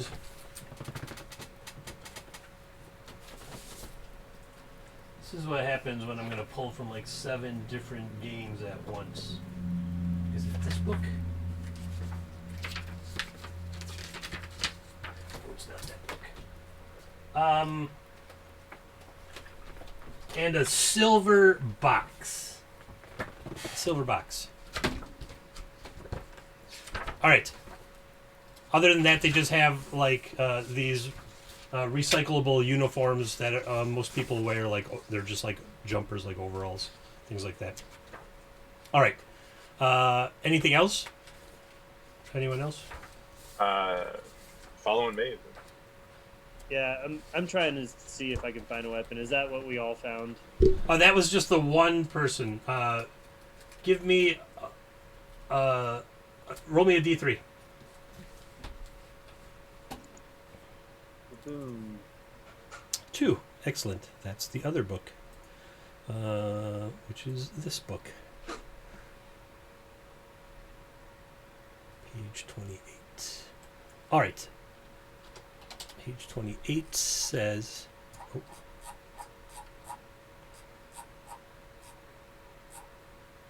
Oh. Thank you, John Snodgrass, for the table of cool equipment in the Starcrawl book. 1, 2, 3, 4, 5, 6. 7, Wait a minute. Did I hear cool equipment? I've got a hand axe. Yeah, you got a hand axe. That's because you rolled a 1. 1, 2, 3, 4, 5, 6, 7, 8. It's this 18 to 20 inch metal rod. It's got 2 prongs on one end and a grip and a button on the other end. And you've been hit by these enough to know that it's a stun rod. Yeah, I'm happy with this. I pick it up and just click, click, click. Yeah. I'll give you the stats on that.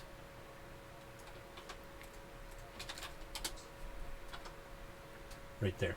So it does 1d10 if you get them, and I believe they have to make a stamina check of DC 15, or they are like prone or paralyzed. We'll figure it out when we need to. And then you also find an ID card, and a metal box, a small metal box like this big. Is the box open? Yeah. You open it up and you see like 10 or so needles, that are that go into a gun. They're ammo for like a dart gun. Cool. Any medical equipment? Give me a luck check, Snacks. Maeve. Does this green goo look like it's doing something to these people? It's burrowing into their chests right now, and there's still some of it's still raining down. And if you look back into, you swear you see like it's slithering over the tops of the walls in the gauntlet towards you. That's not good. 3. A luck check. Oh, luck check. Okay. I mean, I'll use that 3 too, but Yeah. I just pre-rolled it. Luck check. The luck check, baby. Yeah. Yay! All right, you made it. Yeah, you find a couple med sprays. They're just kind of like pressurized canisters that you spray on a wound, and it starts closing up the wound. Cool. Because what would I need to do to get some hit points back? Oh, that would do it if you used one of those. Okay. It like that tendril like smashed into you, so you have like a welt across your chest. You could just spray it. Cool. So what were my starting hit points? I did 4 points of damage to you, so you must have had 5. Okay. All right. Luck check, baby. Luck check, baby. Luck check. 3 hit points. You get back. Digital highway. This is why I do not karaoke. Looking for some med spray. Yeah, so you spray it across the welt on your chest, and you get 3 hit points back. So you're just 1 under. Okay. Just 1 under max. All right. Other people are running towards the gauntlet from the Allied people's camp. Like they're running to see what's going on. What's going on in the gauntlet? Hey, Maeve. How do we get out of here? Well, we're out of the gauntlet. That's the most important part. On the Allied people's side. Gravy, you're like, the dream. I made it. But you were promised, like, the perfect life if you got through the gauntlet. And when you look, it's a camp that looks very much like the Greens camp. Wait a minute. And so this is the moment where I go, wait a minute. You guys were in the Greens camp? Yeah, All right. we are greens. Oh, no. Oh, skin green. No, well, no, you're green, but Gravy Jones isn't, right? Gravy Jones is a porcupine. A grayish porcupine, but I he's a- identify as a green. He's definitely a porcupine. Right. Porcupine. So point being is that we let's put it this way.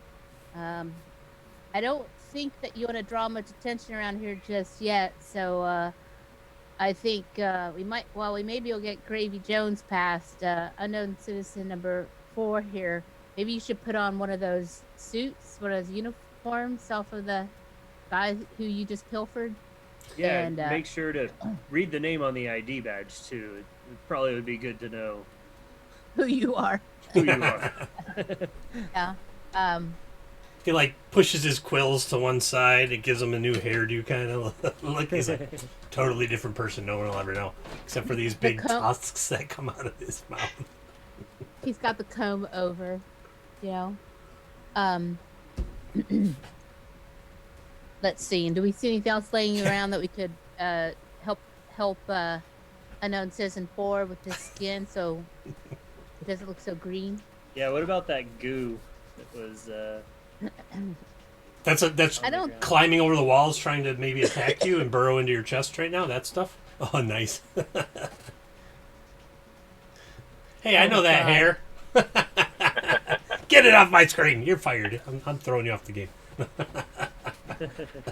Sorry.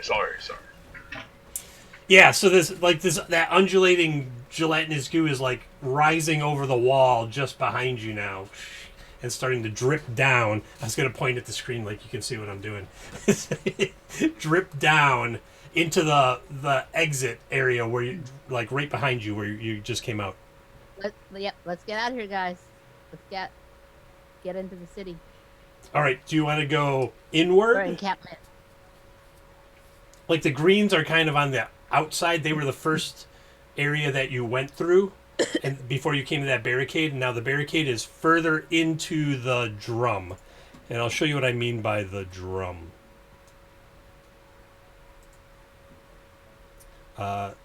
This wonderful map that the players are currently seeing was made by 2 Minute Tabletop. You can find their fine map and graphics over at 2minutetabletop.com. We don't pay much for them, so we have to tell everybody where they come from to keep those guys in business. So, you are, I'm going to ping where you basically are. You're like way up there. You see my red circle ping? Mhm. You're kind of in this rural area, almost totally undeveloped, except for the gauntlet was basically like mud stone walls and stuff. And then, so it's like a sort of early or pre kind of technology civilization where you are right now. And Gravy knows that it's called District 1. So the Greens have been fighting to try to get into District 1. They're basically in an area that's undesignated. The whole area is called Zone of Hostility. Sounds like my last state agency job. Yeah, sounds like a couple of my jobs recently. All right, Gravy. Seems like you're our leader here. You know the way, right? No, I only dreamed of coming here, and I dreamed it a little more luxurious than this, if I'm being honest. We must be in the wrong spot. Well, maybe we just need to keep going. Maybe it's on the other side of all of this.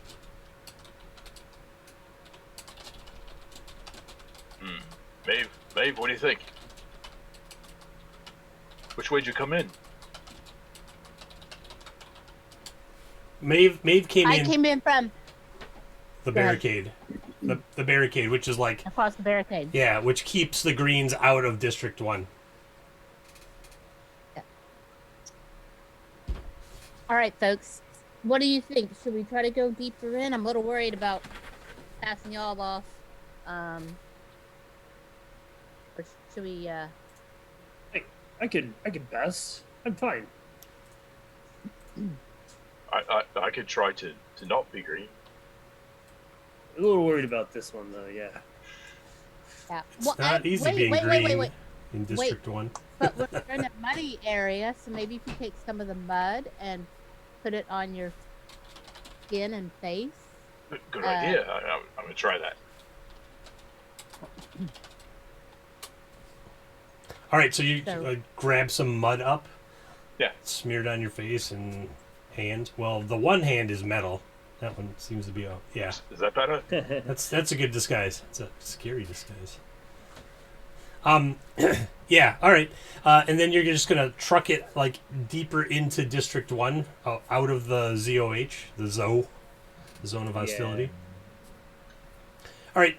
So you go running through some woods and stuff, and it's really quite peaceful and calm. Light from overhead shines down through the trees, and it's warm like a summer's day. You have, when you're running, you're kind of doing this slightly bounding run because you're pushing off hard enough that you're kind of leaving the surface for a little while. And after a little bit of running, you look around and none of you know where you are.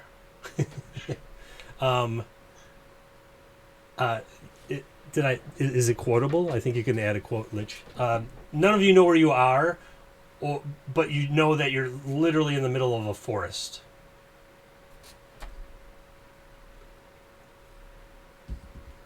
Air is so fresh. It really is. Smells wonderful. Smells what? Not really knowing what fresh air smells like, having come from like the lab, the microbes there, right? Well, all three of you, the air here is kind of triggering some memory in your lizard brain, and you're like, I remember when all the air smelled like this, except for Maeve, who's like, I remember when the air smelled like this outside of dirty little outpost towns like Deadwood. Yes. And Well, seems Gravy familiar, Jones but is no. like, this is the air of standing on a mountain freely and yelling into the void that I am invincible. Things like that. A mountain. We should go under one of those. Yeah. Yes, Billy Bong's like, this is the smell of air deep under earth with millions of pounds of stone just above my head. You're all having these weird memories flashes that you're like, what? I didn't do any of that. I don't remember any of that. What's a Balrog? Who's Jesse James? Must have been a Racing. previous life or something. All right, so you're just kind of lost in these woods right now. And you're not really sure which direction you're going at the moment. So you do see, when you look up at the sky, you kind of see this shadow, but light is radiating down. But at the edges, it's like dark, and you're not really sure like what's going on. You haven't. Well, Gravy Jones knows that it's a. Let me look up the math I did here. It's a 6-hour day and a 6-hour night cycle, basically. Would I have any idea of where we're at in the cycle here?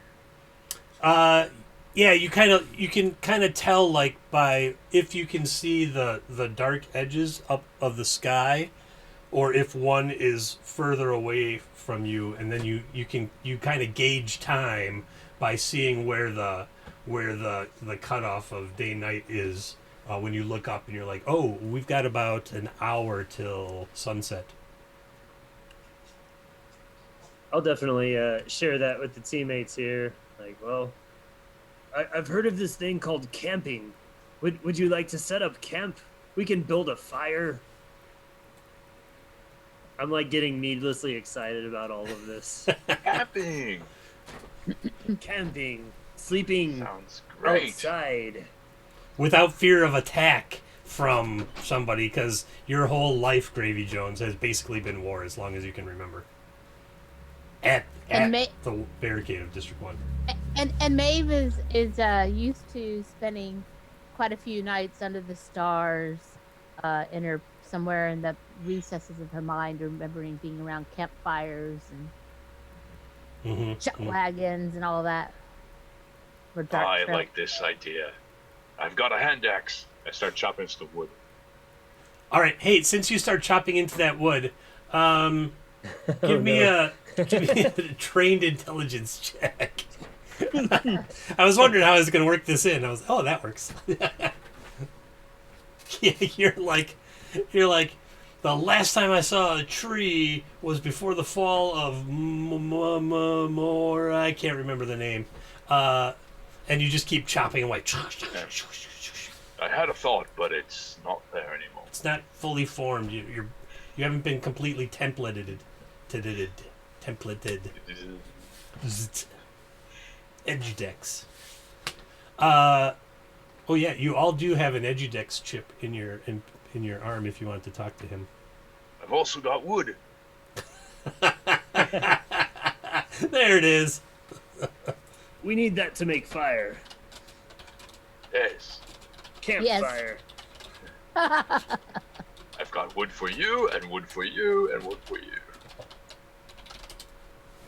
There you go. Quote number 1. I've also got wood. That'll be a trivia question. What was the first quote ever recorded on all the RPGs? So Billy Bong's got an armload of wood. And probably a way to, like, between the three of you, you can figure out. So you build a fire and you, the sun sets It's not really.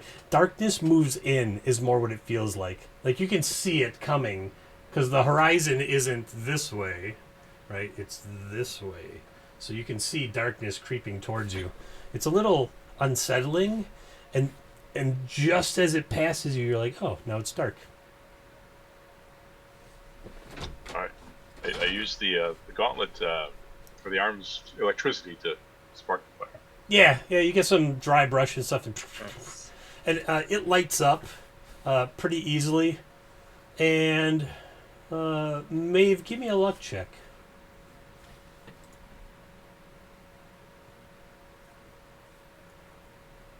Sometimes I feel like someone's picking on me. No, it's just because of the. Yep. Oh, it's just because of the formation of your Ooh. character. Yes, no. All right. So like, this triggers some memory of being out under stars. You're not sure, like lights in the sky. When you look up now at night, you just see like a gently glowing white orb up in the middle of the sky, which everyone just calls moon. Got it. It doesn't have craters or anything. But it's right smack in the center of the sky, and it doesn't move across the sky. The sky kind of moves around it, sorta. You're not sure. So I think if we're going to camp here and rest a spell, maybe we should take watch and set up some alarms. Because I'm curious whether we could take some of the rope and put it around in such a manner, attach things to it that could, if triggered, could go off or alert us. So We're We can outside point of it- the war zone. This place is so peaceful. Just look at it. Crickets yeah, chirp. but You can smell the peace. it smells of peace. Yeah, you're right. We should set up a watch. Well, I'm just wondering when we can like take some of Gravy Jones's quills and use them as, kind of put them in a spring-loaded trap of our own.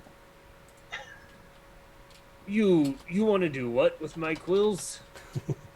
Maybe we could I'd do like- it with your fingers instead. Well, you have quite a few quills there. Can't you use some of them as weapons or tools? It's nice of you to notice, but no, I have quite a few quills because I do not use them as weapons or tools. Well, what are your quills good for then? This is high fashion. Kind of like bristle them as I say that. I'm imagining like some big old pimp fur coat, you know. Right. It's high fashion. I do have rope though. And I've got some of these needles. I show the box I found on the body earlier. It's got those darts. Yeah, none of you are quite sure what those are. You feel like they load into a projectile unit. Gravy Jones is probably the only one that's seen them used in recent memory. They are made out of like metal, right? Yeah, they're like metal, and they have like a glass steel bulb in it with a liquid inside. Ooh, perhaps we should not rig that on the rope, but it does help us put a trap together. Could dig them into the ground, pointy side up, around the only entrances. Yeah, that's a great idea. But nothing better.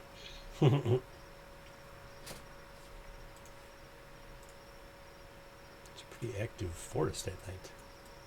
Crickets and birds and stuff. Yeah, I just have to say, after my experience with Frederick back there, I'm just feeling, it's important to maybe set some traps up. You can- Trust no one. So you want to rig like some stuff to like clang? Is that what it is? Like just a perimeter sort of Yeah, that thing? would be good. Yeah, you guys have enough stuff. like in the backpack and some other stuff, you got that empty metal flask and some other things that you can rig up to the rope so that if somebody runs into the rope, they'll clang together, clang, clang, clang, clang, clang, clang, and you could set a watch if you want. You know, it's only dark for, Gravy said, for 6 hours. All right, let's do it. I'll take first watch.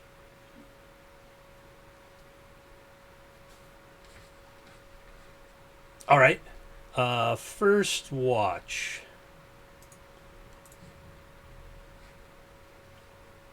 I Is want to enjoy the night at its deepest. I will take the second. all right.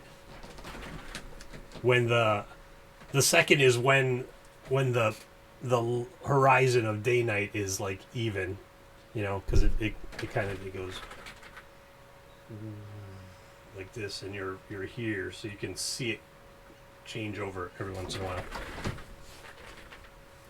All right. The first watch is uneventful, as is the second, and then Maeve's on third watch. You all feel well rested, even while on watch. You feel at ease in this area, which is completely different than everything that you've experienced lately. No midnight raids from people trying to kill you there, Gravy. Nice. No creatures trying to steal your loot, Billy Bong. No marshals smashing the bushes looking for you at night. Phrasing. No, not me gold. Not me gold. They're always after me gold. And me lucky charms. All right, and then zoop, the line crosses, and it's daylight again after 6 hours, and you're in the forest. Well rested. Yeah, you're all well rested. You all get. It would be if you have 1 point of damage, you can heal it. Cool. That's me. I think that's Maeve as well. Yes, that's me as well. Billy Bong, did you take any damage in that last bit? No. You took all the damage in the first bit. Right. And so I've never known this piece while sleeping. I think I wake up and I'm just like, whoa, what an experience. This is what we've been fighting for all along, huh? Apparently, this could be the nirvana, the perfect life they've been telling you about. Thank you guys for leading me here. This is a great end to our journey. So we should just stay in the forest here and journey no further. Why would we? You wanted to get here, did you not? Not really sure where I was going. What about you, Maeve? Well, I am often feel I'm a restless spirit, but I have to say, guys, the easy life doesn't sound so bad. We could cut down more wood and build a cabin. I've heard of these. In the old times, you just stack them on top of each other and crisscross them, and then you have a house, except not made out of steel. Curious. I like the sound of that. It reminds me of it's evoking some memory from my farthest recesses of my mind. And she just kind of goes, well, now I remember being back on the farm back in the day. Oh, what was that? Where did that voice come from? We should check in with the ancients. She did so They're well very at that. wise. You all even heard horses running, and they sound like maybe they stopped nearby. Do I know what a horse is? Yeah, they're delicious.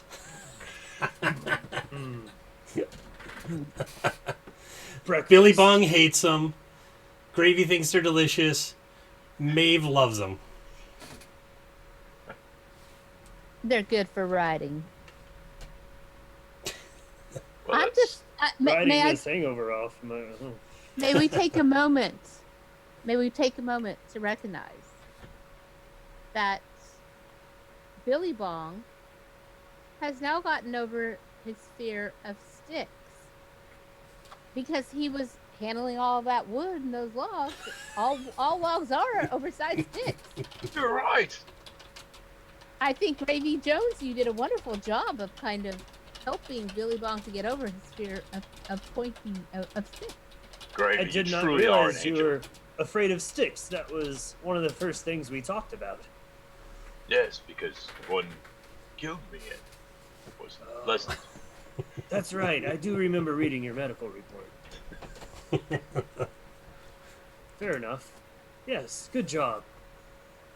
But for real, you hear horses nearby. Oh, I thought it was just part of her story, but it's not. There are the sounds of horses nearby. Wait, breakfast. We must catch one. Catch one. Aren't horses usually accompanied by other people? Yes, this is true. This is The true. butcher? I'm going to hide behind a tree. As am I. As am I. I will greet our new friends. Go right ahead.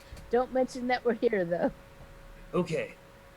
I'm going to look at the ID card I picked up earlier real quick just to take note of the name on Sure. the ID card and any other information that might be pertinent. Date of birth, zip code. Zip code. It's literally just a card with like a stripe on it, like a brown stripe on it, and you flip it over, and you're like, it doesn't have a name or anything on it. Good for one free rental at Blockbuster. It's just got like a 12-digit number. Okay, I'll remember the last 4 digits. All right. All right. You're memorizing the last 4 digits as you walk up. The other 2 are hiding off in the woods. How are you going to approach? Like, are you going to be like stalking to eat them? I'm gonna walk up. I'm gonna make my presence known. I'll be yelling, "Hail, All right. friends!" You come around a small copse of trees, and you see not far. You see like a dirt road. You found a dirt road, and just a little ways down the road, there's 2 people sitting on horses, looking over some piece of paper between them, like they're talking to each other in hushed tones. When you call out to them, they turn around and they both have what look like weapons pointed at you, and they're like, "We don't want whatever it is you're selling, Grayskin." I am selling nothing. One of them has what looks like a cloth hat with a wide brim, while the other one has what looks like a plasteel hat with a clear visor on it. And that person has like a shiny black outfit on, while the other one has like a long, dirty gray coat. But they're both pointing some type of weapons at you right now. I'll hold my hands up with no weapons in them as I walk up and say, I'm selling nothing. I'm just new to the area. I've only recently retired. They look at you askew like, "Retired? What are you? What were you?" I used to fight, but now I do not. Now I enjoy these fine woods. They look at each other like, "Oh, he's a gladiator from the pits. The village is this way. If you're looking to make money, just head down the road and you'll run into the village. And there's a small fight ring there. You won't make a lot of money, but maybe it'll get you on to the next town down yonder," says the one in the dirty gray coat and stuff. Sounds good. What else is in the village? I have not visited yet. The one in the plastisteel helmet with the visor kind of flips his visor up and looks at you, and he's like, "You sure are not from around these parts." The village is fairly small. You'll find basic necessities. There's probably Michael's gonna laugh. there's probably an inn with a tavern, maybe 6 rooms upstairs, something pangolin. Debbie, too. I'm waiting to hear the name of it because I Something- think he- I'm gonna. he It's gonna said- be something. something pangolin. Pangolin. It's gonna be pangolin.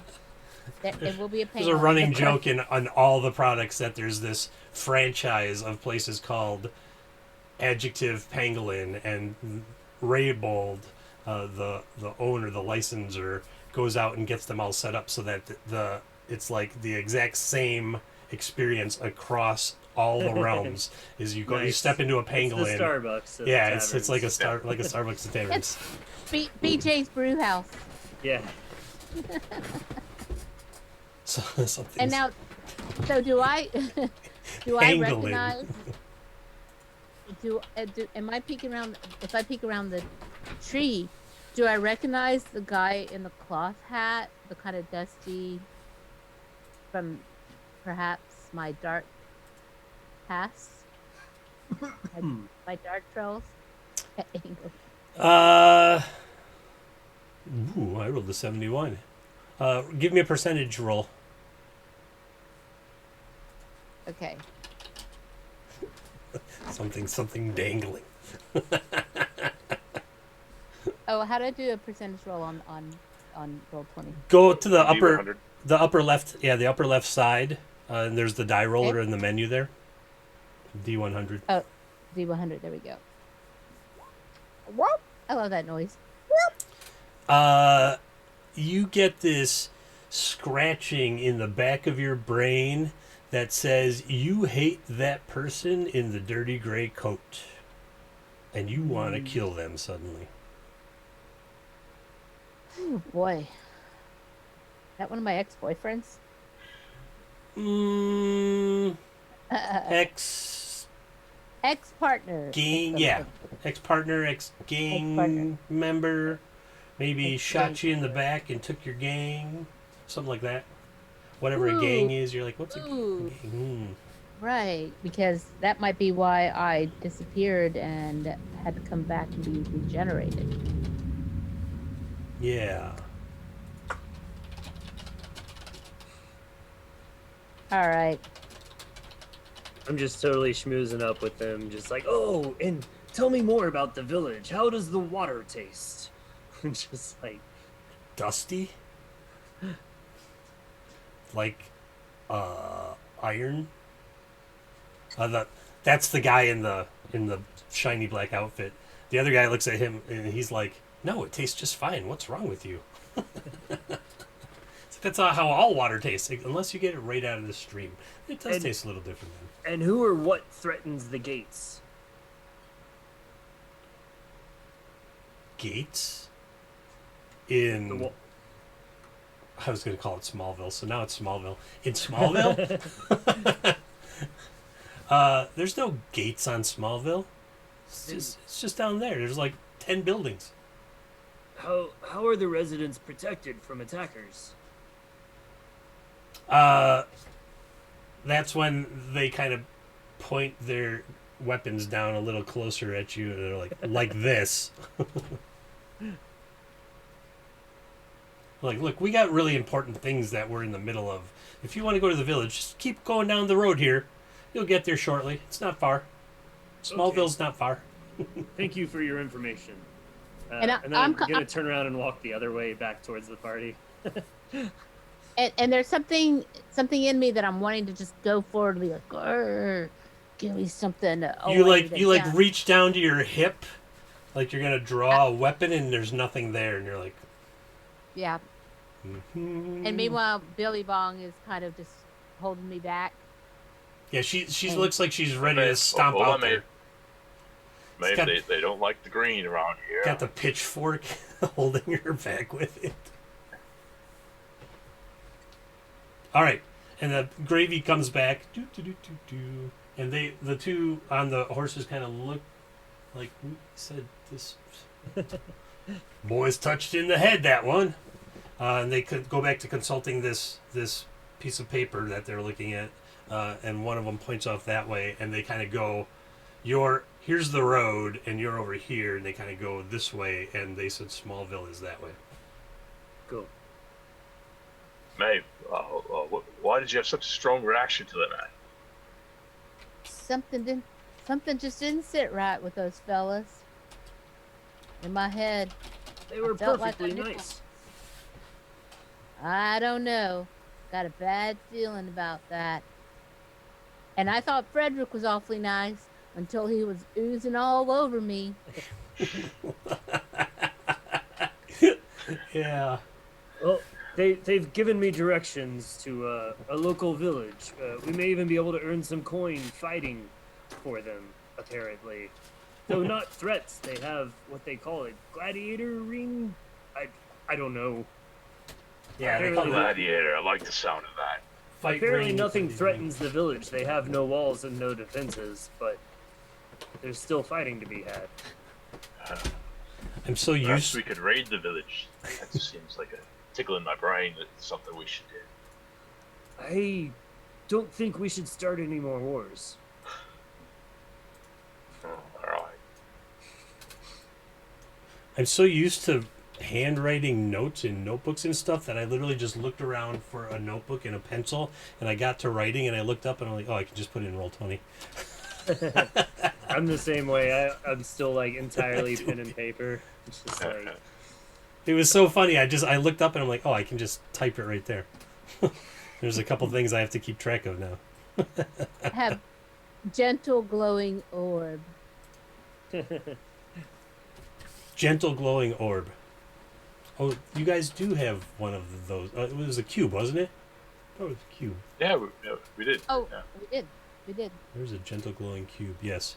It's called a notebook, a lined notebook. It's from I- a previous time It's called a Word document.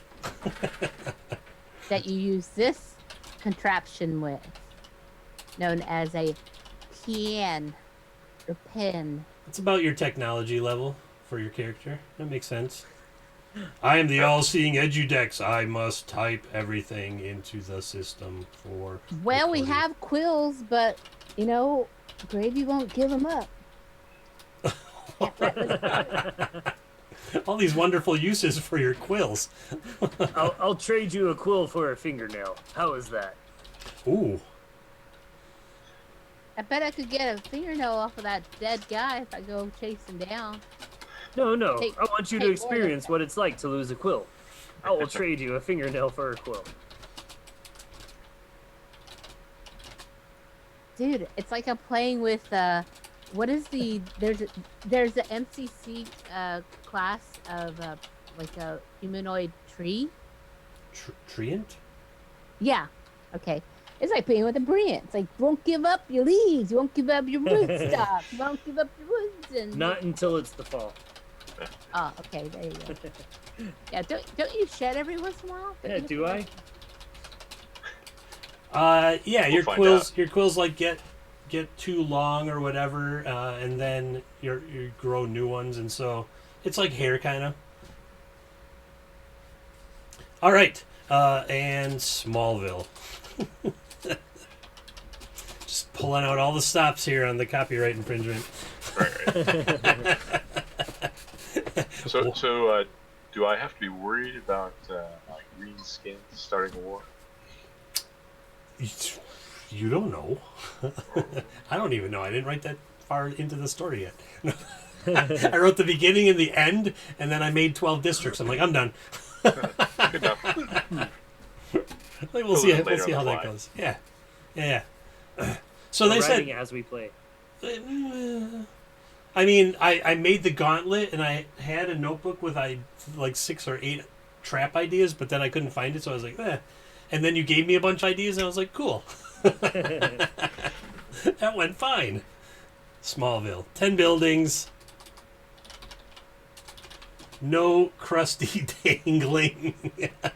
Sure, there's a brothel called the Crusty Dangling. Thank you, Aw. Michael and chat, for coming up with that, Lich. The Crusty Happy Dangling to elevate brothel. the content. and I the will never Dusty Pangolin. The Dusty Pangolin. And of course, we're headed there, and Maeve was like, "Are you sure the brothel isn't called Mariposa?" Well, he didn't really get a name of the brothel, but he did say the pangolin, the dusty pangolin. Yeah. Okay. So there is a crusty dangling going on in the town now. So I'm waiting for someone, since my fellow teammates here aren't getting the reference. Anyone who's in the stream chat, get the reference yet? Mariposa? Is that what you said? Yeah. I don't know. We'll keep playing and see if somebody picks up on my character's name and Oh, some of man. No pressure. Is it Westworld? Maeve Malay. I knew Maeve was in Westworld because I was just watching it last night. I fell off on that. Just finished season 3 or whatever was latest. No, Mariposa is the bar that. Yeah. There we go. Clever. There we go. All right. Yes. Copyright infringement up the wazoo. It's an homage. It's an homage. I think it falls under. Don't sue me. It falls under. What's Public it called? domain. No.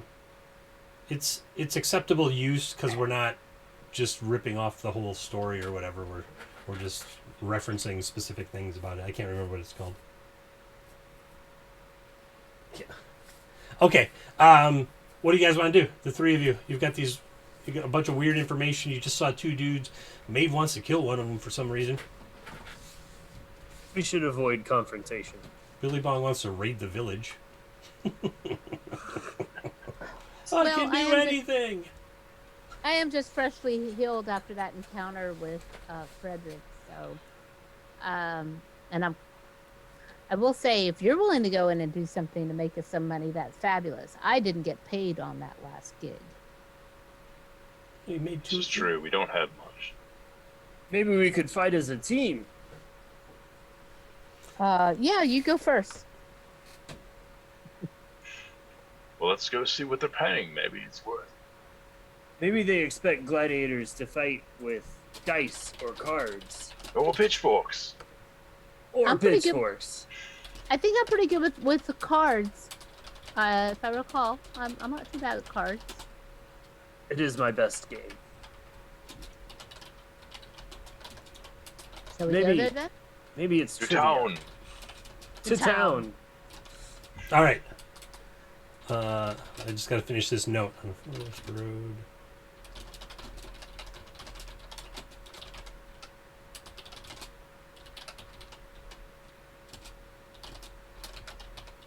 Great, now I'm making up new directions, like somewhere outward of Smallville. All right. So you're gonna just walk down the road and wander on into the town known as Smallville.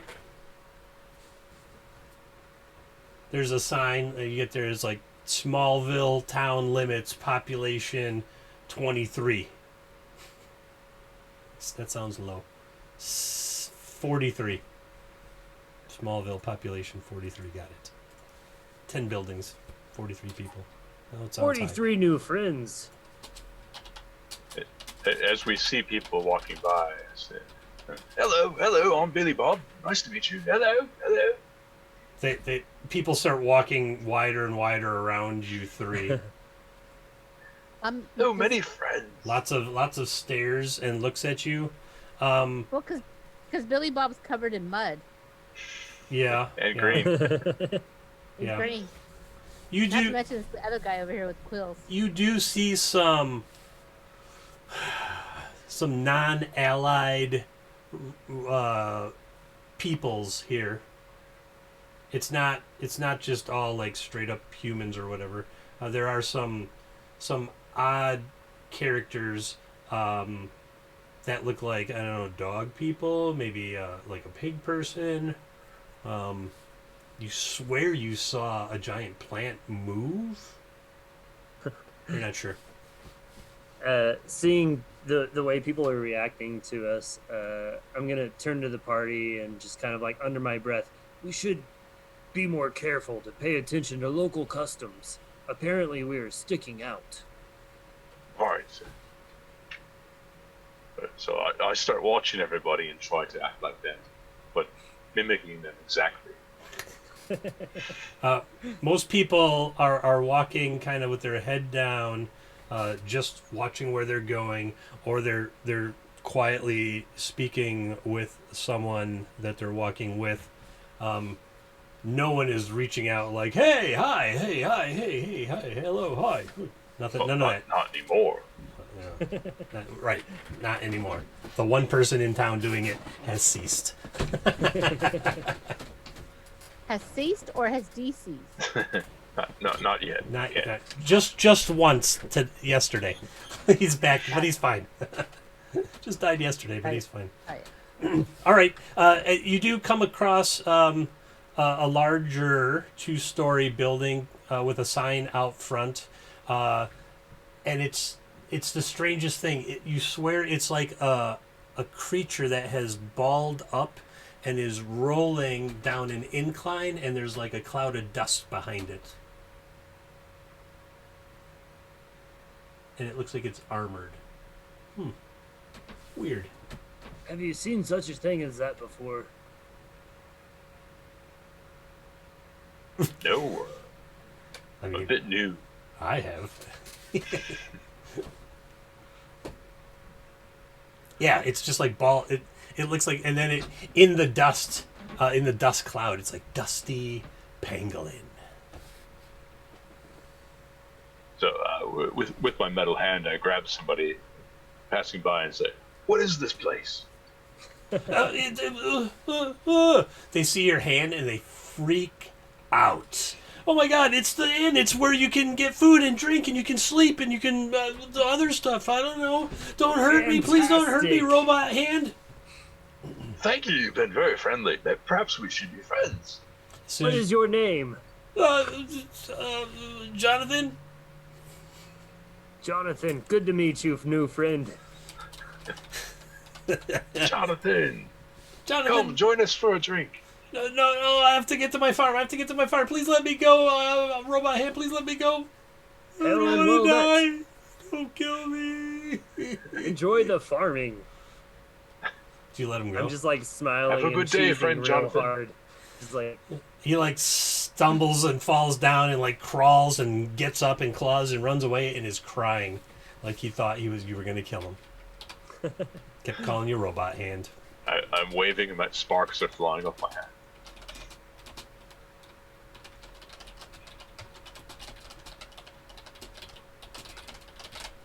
All right. So he said you can a place you can eat and drink and sleep and whatever, some other stuff. It wasn't too play games maybe, he said. let's Shall just we go visit in? this place. It sounds Let's do it. fantastic. All right.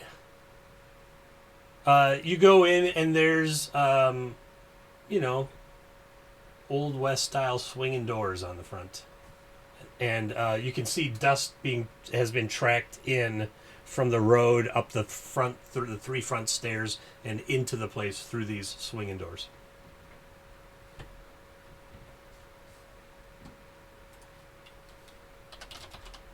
And you hear music. You hear melodious sound coming from inside. Melodies.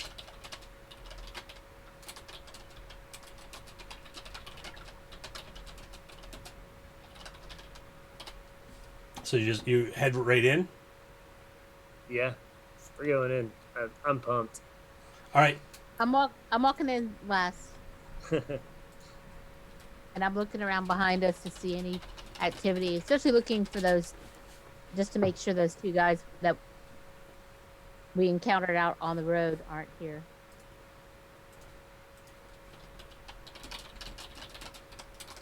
No, those guys are you didn't see their horses out front, and you don't see them when you walk. You walk in, and a couple people kind of look up from eating or drinking or having a conversation or whatever, but no one really pays you too much mind. You see one person kind of look over at the three of you, and then look to their friend and say something, and they both go. But other than that, no one really pays attention. Oh, I got to come up with a name now. I'm going to start thinking about it here.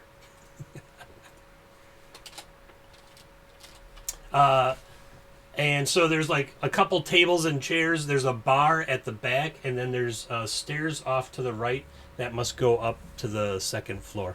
It has a very peculiar smell in here. It's not. It's not an offensive smell. But you're not. You're like I can't. I don't know what that aroma is. It's not an odor. It's an aroma. It's more agreeable to the nose than an odor. I feel as though I should have some ale. Ooh. This is a good call. Billy Bong and Maeve can make me intelligence checks because of that All right. statement.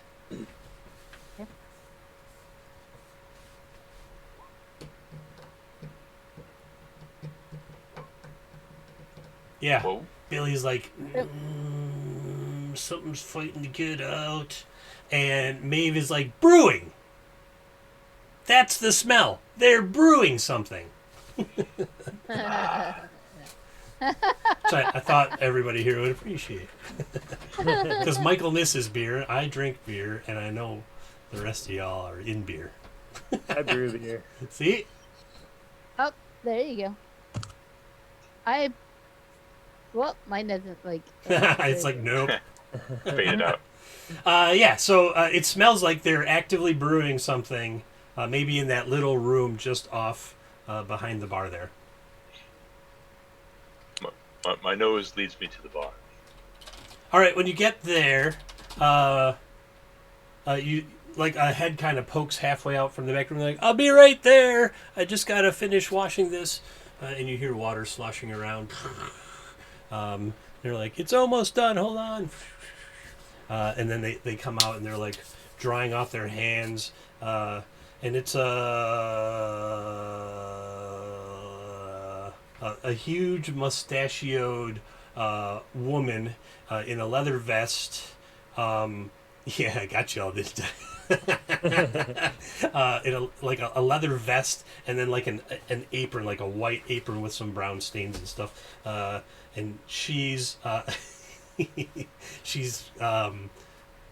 like putting away a tool in her back pocket as she walks on. She's like, "Hi, my name is Jane. Welcome to the Dusty Pangolin."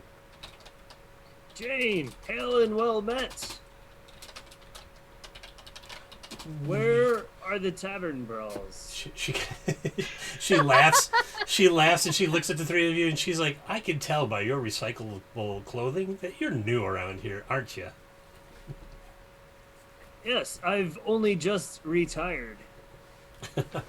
Retired from what? Were you before? Battle. From battle. Oh, you are new around here. We've heard there's fighting up on the edge of the ridge of the mountains there at the end of the district. She says county, over on the edge of the county. She's like still wiping some stuff off her hands, and like you see little things falling off onto the bar. When you look down, it's like, grains.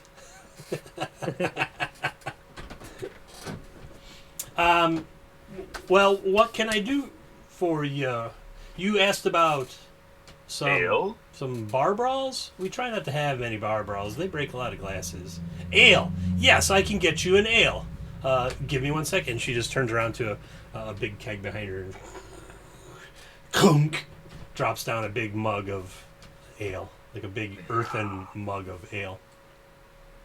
It's got to be like a half gallon, basically. And I'll say, you got any whiskey back there? whiskey. She looks around. The 8 people in the place, 8 or 10 people, also kind of look around, and then go back to looking at doing whatever they were doing, like eating or gaming or whatever. And she's like, "Who sent you here?"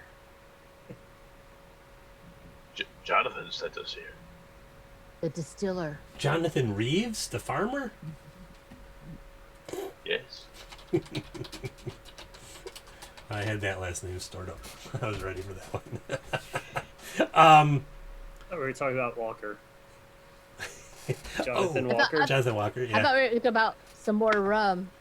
Well, Jonathan is the name of Superman's dad, and Christopher Reeves played Superman, and that just got mashed up in my brain there. Jonathan works. Reeves. All right. Oh, well, if Jonathan sent you, then yes, I have some whiskey. And she, like, pours something under the bar into a couple glasses, and she brings it up, and the glasses are like brown glass, so you can't see what's in them, and she just kind of sets them down in front of you. She's like, so new people? She raises an eyebrow looking at the 3 of you. New people, and she twirls her mustache. What can I do for you? Fighting. The pit is over. That's not a Pangolino thing. The pangolins don't run. We don't keep stables, and we don't run fighting pits. That's what Raybaldo says. So you go down the street and you won't miss it. It smells of blood, and you'll hear people yelling. Probably smells of shit too when someone dies. I've heard there is a larger village just up the road. What do you know of this? We don't go up that way much. They're a bit touched in the head in that they have some very peculiar things, ideas about what life is all about up that way. Fun. There's a lot of riding real fast and shooting each other and crazy sorts of stuff like that. We all here try to like have a nice, normal, peaceful life, and you hear murmurs of agreement from around, like and then they all go back to what they're doing, like they're not listening. And maybe it's like riding? You mean like horses for riding? 'Cause I like to ride horses. I Don't remember seeing none of them riding horses up that way. But there are some people around here that got horses and ride them and such. I'm not much of a rider myself. Old war injury hurt me in the hip. You mentioned stables. Did you mean like studs as in horses or as in male humans? Oh, you're looking for the crusty dangling. Here, we got to use it. Oh, no. The crusty dangling is where you get them. The stables across the road there is where you can buy or sell horses, or even maybe rent a horse if you're gonna go on to for like a day ride or something. If you can't afford a full horse, Got it. rent it for a day, as long as you bring them back in good shape, no bite marks or nothing. She kind of looks at Gravy like, you know what I'm saying. I'm retired. I don't. So I'm They guessing have small horses? you probably want a pony? Yeah, there's probably a pony over there. Little roly-poly things, pretty stout. Could probably handle your girth. Oh, shit. Yes, it's about time to wrap things up, everybody. I just Maven's just thinking what's going on in Maeve's head is, yeah, it'd be good to have a horse. Need to make sure that the saddle has bells on it to make sure Gravy Jones doesn't try to make a meal of my horse while I'm asleep. Yeah, I'm hearing all this talk of horse, and I'm like, why would you ride one? Like, Yeah. They're delicious. We don't serve horse here in the Dusty Pangolin, just so you know. Seen one of your type before. Did take a bite out of a horse over at the stables. Got in a whole heck of a lot of trouble. That one did. But hey, I know you're all new here. I can tell by your clothes. And so, tell you what I'll do. If you can take care of a thing for me tomorrow, I can give you some room and board tonight. I believe we're in the thing doing business. And on top of that, I'll even tap you a few credits, if you know what I mean. None of you know what she means. You're like, what? And I'm just thinking that's got to be better pay than I got from Frederick. People named Probably Frederick still has slime in your pockets. crawling Yeah. to burrow into your chest. Yep. All right, so she's like, just go up them stairs there, and she's like, there's 3 of you, so if I may, miss, I'll give you room 2, and you boys can take room 4. They're right across the hall from each other, upstairs. Is this a safe place to rest? Oh yeah, I keep watch all night, and Bruno, he runs the fermenting at the nighttime, and he carries a real big stick. But I've noticed your village has no walls. Not in his pants. We ain't got need for. It's mostly just like coyotes and cretins, like there's that guy Malcolm I see running around here. At that name, Maeve, your mind lights up with hate. He's a bit of a troublemaker, cheats at cards, and gets people into some trouble, and tries to shyster them out of some money every once in a while. But other than that, things are pretty quiet here in Smallville. This place is wonderful. So here, have some food. Sorry, there ain't no horse in it, but you might like that. That one there is cow. Exotic cuisine. And then gives you keys to rooms 2 and 4, and she's like, I'll make arrangements to have some clothes sent up to you so you don't stick out like sore whatchamethings y'all are. Except for you, miss. You fit in right fine around here. Again, Well, twirls her mustache like. Well, I just tweezed mine last Friday. I'm telling you, so I can't. But I hear where you're going with this. Last Friday, you were like 6 stem cells. I don't know what you're talking about. Yeah. Sorry, I was talking about girls' night out. I tweezed my mustache for girls' night out. Oh. AG knows what I'm talking too. about. Me AG knows. too. All right. And with that, night seems to be getting near falling again, or crossing, as it were, there in Smallville. And so she gives us some food and some drink, and she's like, "Go on, get yourselves up to your rooms, and have a good night. You're safe here at the Dusty Pangolin. Can't say the same about the Crusty Dangling." Not sure we need to go there. And in the morning, we'll talk about that job I got for y'all. All right. Fair enough. Cool. Sounds good to me. All right, and that is where we call it. Jane's got a job for the team. Team, crew, I don't know what to call it now. Pack. And y'all have survived to day 3. Whoop, whoop. Well, you will in the morning. As soon as I figure out what that job is she got for you. South Park and Kenny, Yeah. the episode where he lives. Woohoo! Woo, I made it. All right. Any parting words, y'all? I suppose I have some. I got lots of parting words. I got lots of parting words there. All I got is thank you for running this. I had fun. It's my first Starcrawl game. And we haven't even really got to the. It's just like shades of Starcrawl right now. Yeah, you're doing a great job of establishing theme though, and like kind of giving me a sense of like the world and what's happening around us, and it's fun kind of playing in and around that. That's what I like about like DCC and MCC is like you can have this totally gonzo stuff go on and then be like, oh, and here's a Wild West village right after it. Like, Because of course there. of course there is. Why not? I got the MCC book, but that's the first time I've ever like done anything in it. Oh, nice. Yeah, I love giving people reasons to crack those books open. And you're all gonna level up to level 1, and we'll talk about that off stream before we part here. I am Christopher. I am one of two old guys from Two Old Guys Games. Michael up there playing Billabong is the other old guy. I'm one and he's Alpha, or I'm Alpha and he's one. There's no one and two. We're just one of two old guys. We got a bunch of adventures available up on DriveThruRPG and 2OGGames.com. Hey, old guys! Yay, old guys! Says the Lich. Thank you, Lich, for hanging out all night. We appreciate it, and hopefully we're going to get a whole bunch of viewers. Oh yeah, there's way more viewers than we've been averaging, which is good. We're on our way to affiliate. Yay!